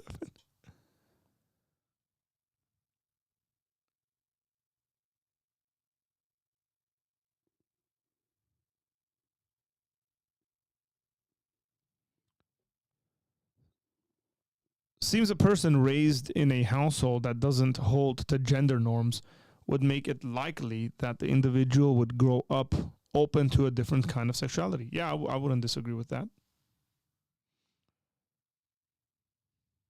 Yeah, no kidding. Look, man, Freud was no dummy when he pointed to the fact that the devouring mother was one of the major impediments to proper human development. He knew that, looking deep into the darkest families and seeing this proclivity of the overprotective mother to destroy the developing integrity of the child, to keep the child infantile, to cling to that relationship instead of developing a life for herself and letting the child go flourish. That's Hansel and Gretel, right? You're lost in the woods. Why? Well, your family's broken up. You have an evil stepmother. So now you're lost in the woods. What's your abuse rate if you have a step-parent? 100 times normal. So you're lost in the woods. Well, what happens? Well, you come across a gingerbread house. Well, that's pretty damn convenient. You need a house. It's more than you could even hope for. It's not just a house. It's a house made out of candy. Well, what's inside a house made out of candy? A witch who wants to fatten you up and eat you. And that's the devouring mother, and that's an old fairy tale. Yeah, no kidding. Yeah, and so, we could dwell on that for a minute too. One of the things we won't honestly discuss in our society, one of many, is the fundamental nature of female political psychopathology. And there's male political psychopathology, obviously. That's what the feminists complain about all the time when they talk about the oppressive patriarchy, toxic masculinity. There's no shortage of toxic masculinity. So is there any toxic femininity? Well, not if the feminine is just the, oppressed virgin goddess whose nature, but how about we don't live in that fantasy world? And we know, there's female political pathology, the tendency to infantilize everyone, and the tendency to assume that everyone who doesn't go along with the infantilization is properly characterized as a predator. And so, you wonder, why are the universities turning into extended daycares? Well, a lot of the reason for that is that women who don't have anything better to do are turning the university students into the infants they never had. Drop. He did not just say that's a line. You guys, that was an insane line. So I'll tell you this. Majority of teachers, definitely at an elementary school level, are women. And I think probably someone like Jordan Peterson would say something like, well, that makes sense because women are more nurturing by nature. They go into fields where they're caretaking and taking care of people, so on and so forth. So they want to do that. So that's why they're like that in the younger stages. I'm pretty sure that even like middle school, high school in the United States, majority of the teachers are women, but not as much as they are in the younger stages, elementary school stages. I'm not very sure what the numbers are college-wise, university-wise, but it's very interesting to me that a great deal of assignments I did when I was in high school were geared towards femininity. All my teachers wanted to hear were things like how I felt about this and how my summer vacation went, like expressing my emotions, expressing kind of how I felt about a certain situation or what I did or something like that. And for me, it was like, I don't remember what I did over summer. I stayed out late. I played hide and seek. I fought with my friends, and we did a bunch of random stuff. Right. And then you would have like, it was crazy because all the girls in the class would end up like getting really, really good grades on these assignments. And then us guys would really suck and didn't get good grades, generally speaking. I hated assignments like that. And now I'm realizing it was like, oh, a great deal of this stuff was geared towards the feminine. Right. I wish they had asked me what kind of a fight I got into over the summer break. Probably would have written quite a bit about that. But it's very interesting that he said essentially it's these women teaching at the university level who never had kids, and they're trying to create infants out of the students. He's talking obviously about a specific sort of individual. That doesn't apply to all college professors, but it's a very interesting point. David says, emotions are good things to process and work through. I don't disagree with you. I don't disagree with you at all. Emotions are a great thing to process through. But when you get 5 assignments in a class and all 5 of them, and your teacher is a woman, and all 5 of them have to do with the same sort of subjects, like, come on. It's interesting that when I had guy teachers, it was never stuff like that.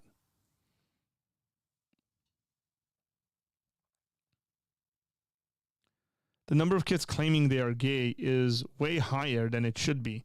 The culture is definitely producing more gays. Seems to be the case, right? Like this new generation coming up, everyone's like sexually ambiguous and stuff. And it wasn't as much when I was in high school. And that's not because of whatever, everybody was a bigot and this and that. Like, it's not like we didn't know who was and wasn't gay or whatever like that. But it's like now when you're asking people and they're like really, really confused, or even some of them, I think, just think it's cool. It's a fad because young people are stupid. They do stupid stuff. I did lots and lots of stupid stuff when I was young. And so young people are just not the most rational and intelligent folks. So it doesn't surprise me at all that you get a bunch of people like super confused about their sexuality and then record themselves and do various stupid things and put it on the internet. When Paris Hilton got big, tons of girls. What? Paris Hilton got big. Oh, comma. When Paris Hilton got big, tons of girls made sex tapes and bought chihuahuas, of course. Peterson is right. Trans is trendy now.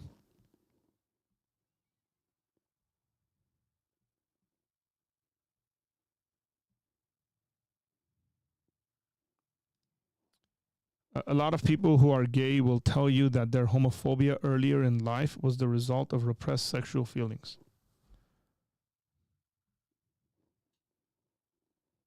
Okay. Like, it's anecdotal at the best, in my opinion, evidence-wise. The funny thing is that, like, I've seen people accuse me and friends of mine of having, like, hidden homosexual urges because we're against homosexuality because of this sort of stuff. And you just kind of look at it and you go, congratulations, here's a sticker.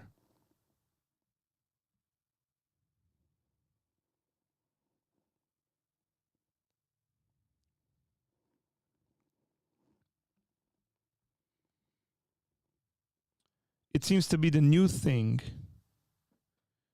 seems to be the new it thing if you want to belong. Correct. It's really weird, right? Like if you're that one person, especially if you're young, if you're like, you have all these friends and classmates and stuff like that, and that one's pansexual and that guy's trans and that guy's gay or girl, right? I'm using guy there generally. And they're all like this and this and that. And then you're like, no, it's not only that you say you're straight, it even becomes difficult, a lot more difficult if you think all the stuff is wrong. Now that becomes a serious issue because not only are you straight now, but you must be some kind of a hateful bigot or something like that.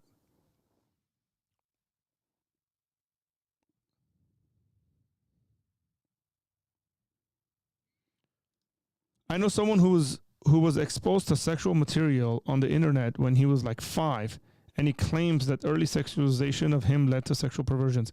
That I would say I've met quite a bit of people who have the same exact story. Nobody talks about how harmful pornography has been to our generation, the younger generation, just like society. Well, I shouldn't say nobody. Plenty of people are talking about it, but society at large doesn't seem like it wants to listen to that or even make some kind of a connection like, hey, these things might be related. When you consume enough content of a certain sort, it doesn't matter what it is, by the way, it probably affects you.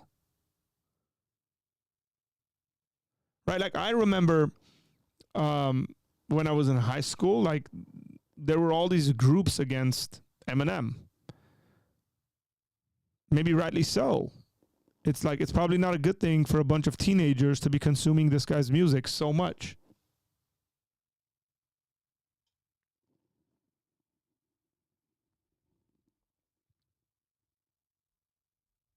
They were probably right.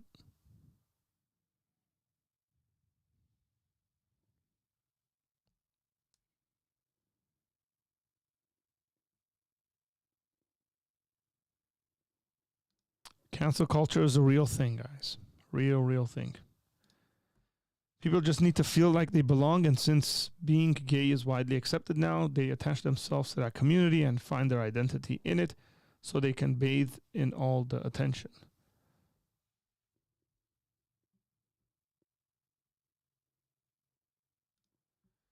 Your views on homosexuals are pretty by the book. You think it's a sin to act on it. You don't hear that too much these days. Correct. I mean, that's the way I would see the Bible speak about it. And when you look at the very serious theological material on the subject, I'm talking about academic material that's seriously dealing with these sorts of issues. The Bible very clearly speaks about homosexual acts, and that is a sin. The Bible doesn't really go into the details about feelings. I would just put feelings into the category of anything that, lust is a sin. Lust of any sort is a sin. And temptations are not a sin. So you can be tempted, but not sin. And folks need to repent. Everyone needs to repent. Every single one of us need to repent.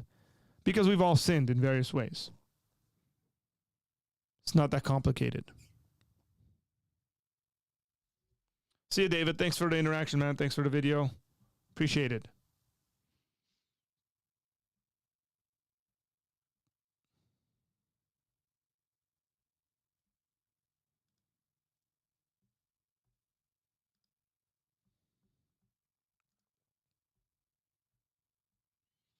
I try to be by the book as much as possible, Buck. To the best of my abilities, I try to be by the book. I'm pretty sure on some issues I'm not by the book.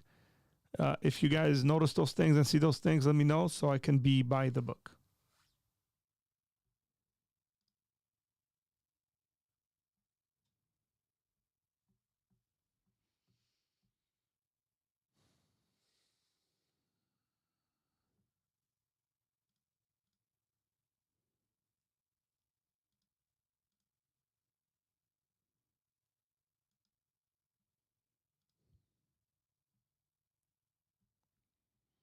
think the Pope gave the green light on homosexuals, right? No, I haven't heard anything. I don't think that's true.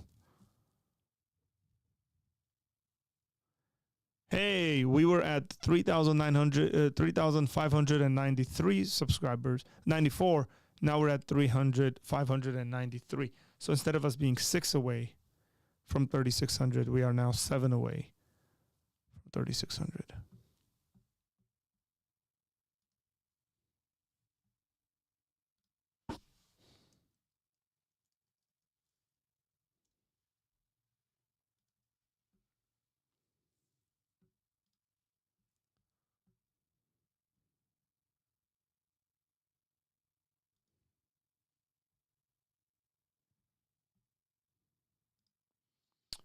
What are your thoughts on legalizing homosexuality? Homosexuality is legalized. What do you mean legalizing homosexuality?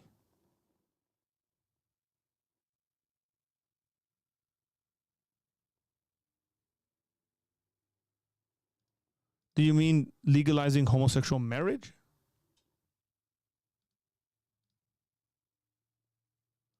Like somebody can be gay. There's no issue with that.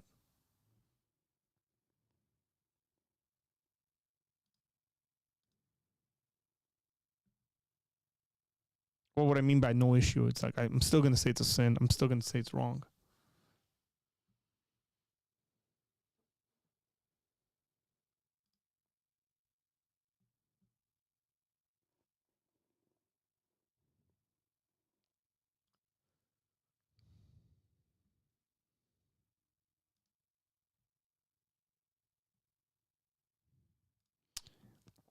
I mean, there were times when it was illegal. Even in many Muslim countries, it's illegal.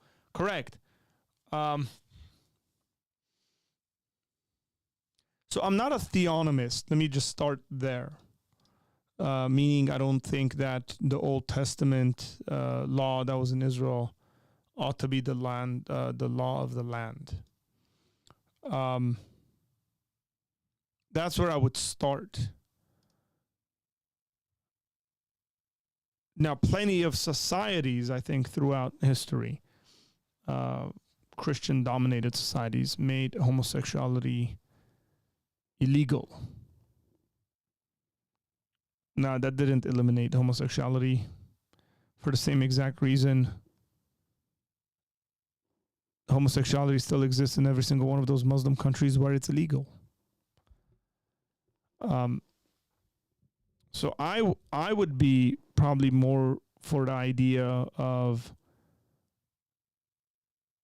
marriage specifically not being used within that context. I would try to keep the definition of marriage as the union between a man and a woman. And that I would actually say one man and one woman specifically, just so group marriages and whatever, polygamy and all these things wouldn't try to argue for their points. But I'm not necessarily against like civil unions and stuff like that for gay couples. Yeah.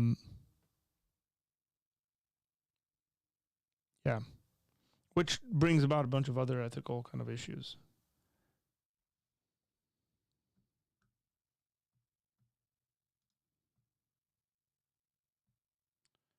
The Pope said it's a sin but not a crime. I got it mixed up. Was it a crime? I don't know what like Catholic doctrine would have been on the subject. Like, was it still a crime under Catholic doctrine?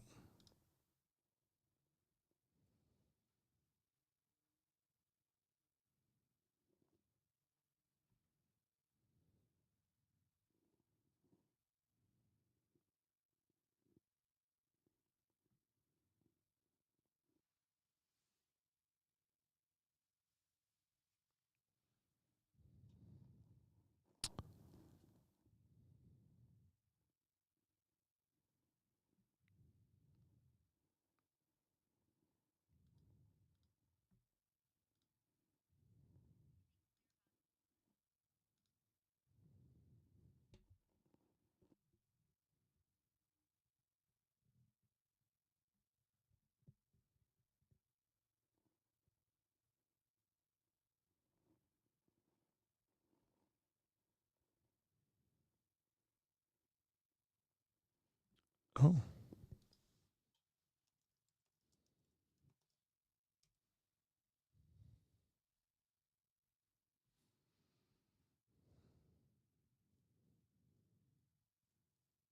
Oh, there's a game. Manchester United tied Leeds United 2-2 today. Wow. Big opportunity for United. They let it go.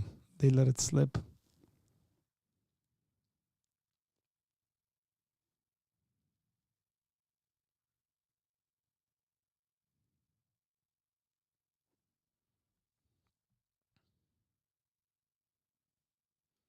What exactly is progressive Christianity? So it seems to be the case that folks who use this kind of language, progressive Christianity, are essentially saying it is Christianity with the acceptance, right? So it is quote unquote Christianity, but in this case, it would be Christianity accepting all of the moral lingo and framework of modern day liberalism. In that case, I would stand there and say, what you've done is you've left biblical Christianity and essentially are trying to create a new form of Christianity. Because if somebody believes in quote unquote progressive Christianity, they're essentially denying a bunch of biblical teachings. And if they're denying a bunch of biblical teachings, then I'd want to know the reasons why they're denying that, obviously.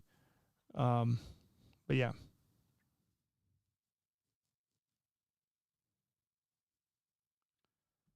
So, but you might hear multiple people defining it differently. So it might be very difficult to define. It's complicated because when looking at Western history in the past 100 years, it seems that when you give the LGBT agenda an inch, they take a mile. Now it's corrupting marriage and education. That is an argument by some. But the opposite is as bad, in my opinion. Right? Like the way, certainly in certain societies and during certain times, the way people were treated who had what I would say same-sex attraction was definitely not a godly thing. Because there was a lot of accusations. Like you could get someone killed by just accusing them. You could get someone to completely like you could ruin someone's life by just an accusation. So yeah, I mean it is complicated.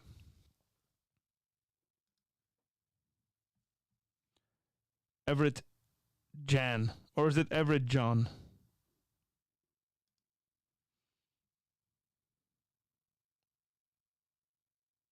Not Everett. Everett. Hey, what are your thoughts on evolution? I study psychology, and they use it as a starting point for scientific psychological evidence almost every time. It goes against my faith. So I don't believe in Darwinian evolution.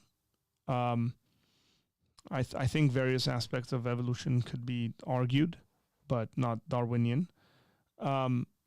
They are starting with evolution because that's the worldview they have. I wouldn't even think it's evolution that's the issue here.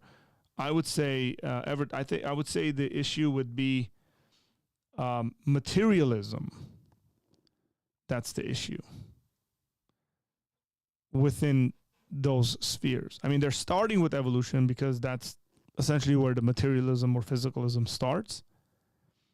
And then they're trying to argue from that a certain perspective or understanding of psychology. And that just becomes gospel, essentially, in that framework.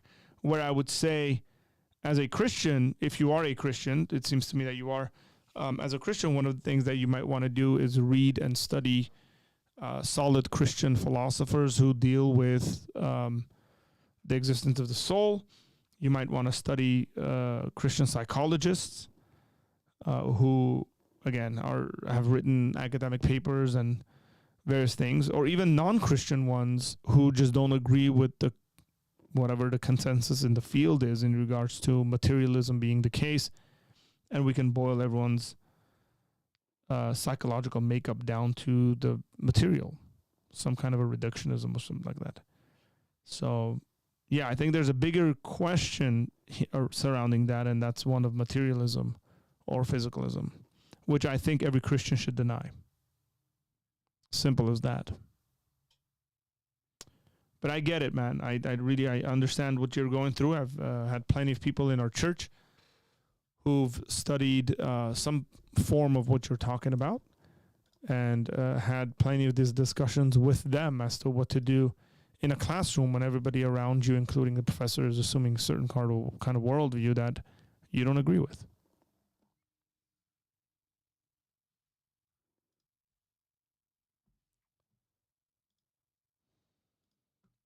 Okay, ladies and gentlemen.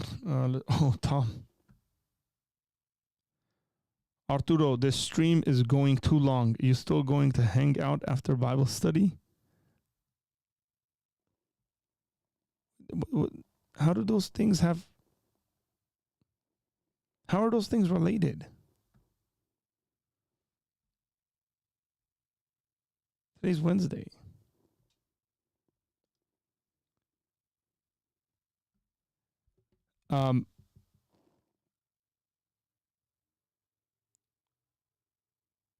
We were on till like 12 last week, but yeah,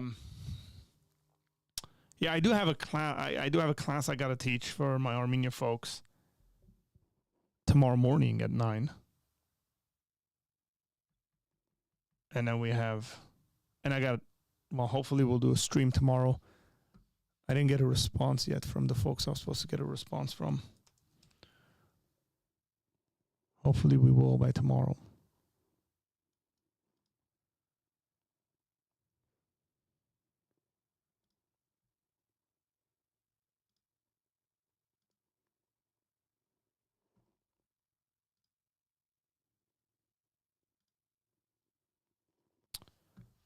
Okay, since I've been told by my very good friend to go and sleep, it is also a good thing and proper for me to go and sleep.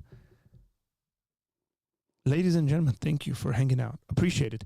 By the way, if you are so interested in supporting Apologia Center and the work that we do, you can head on over to patreon.com/Apologia Center, patreon.com/Apologia Center, or you can direct message me, or you can on Instagram, or you can email me at info@apologiacenter.com. And I would love to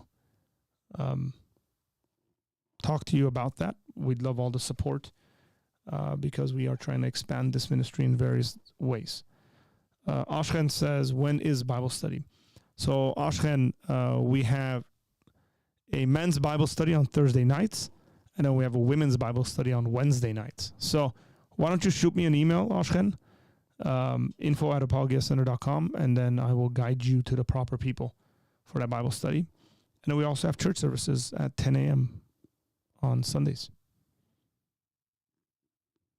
Let me know if we're going to get the pleasure to seeing you. Good night, guys. Appreciate it. And hopefully I will see you guys tomorrow. Take care. God bless.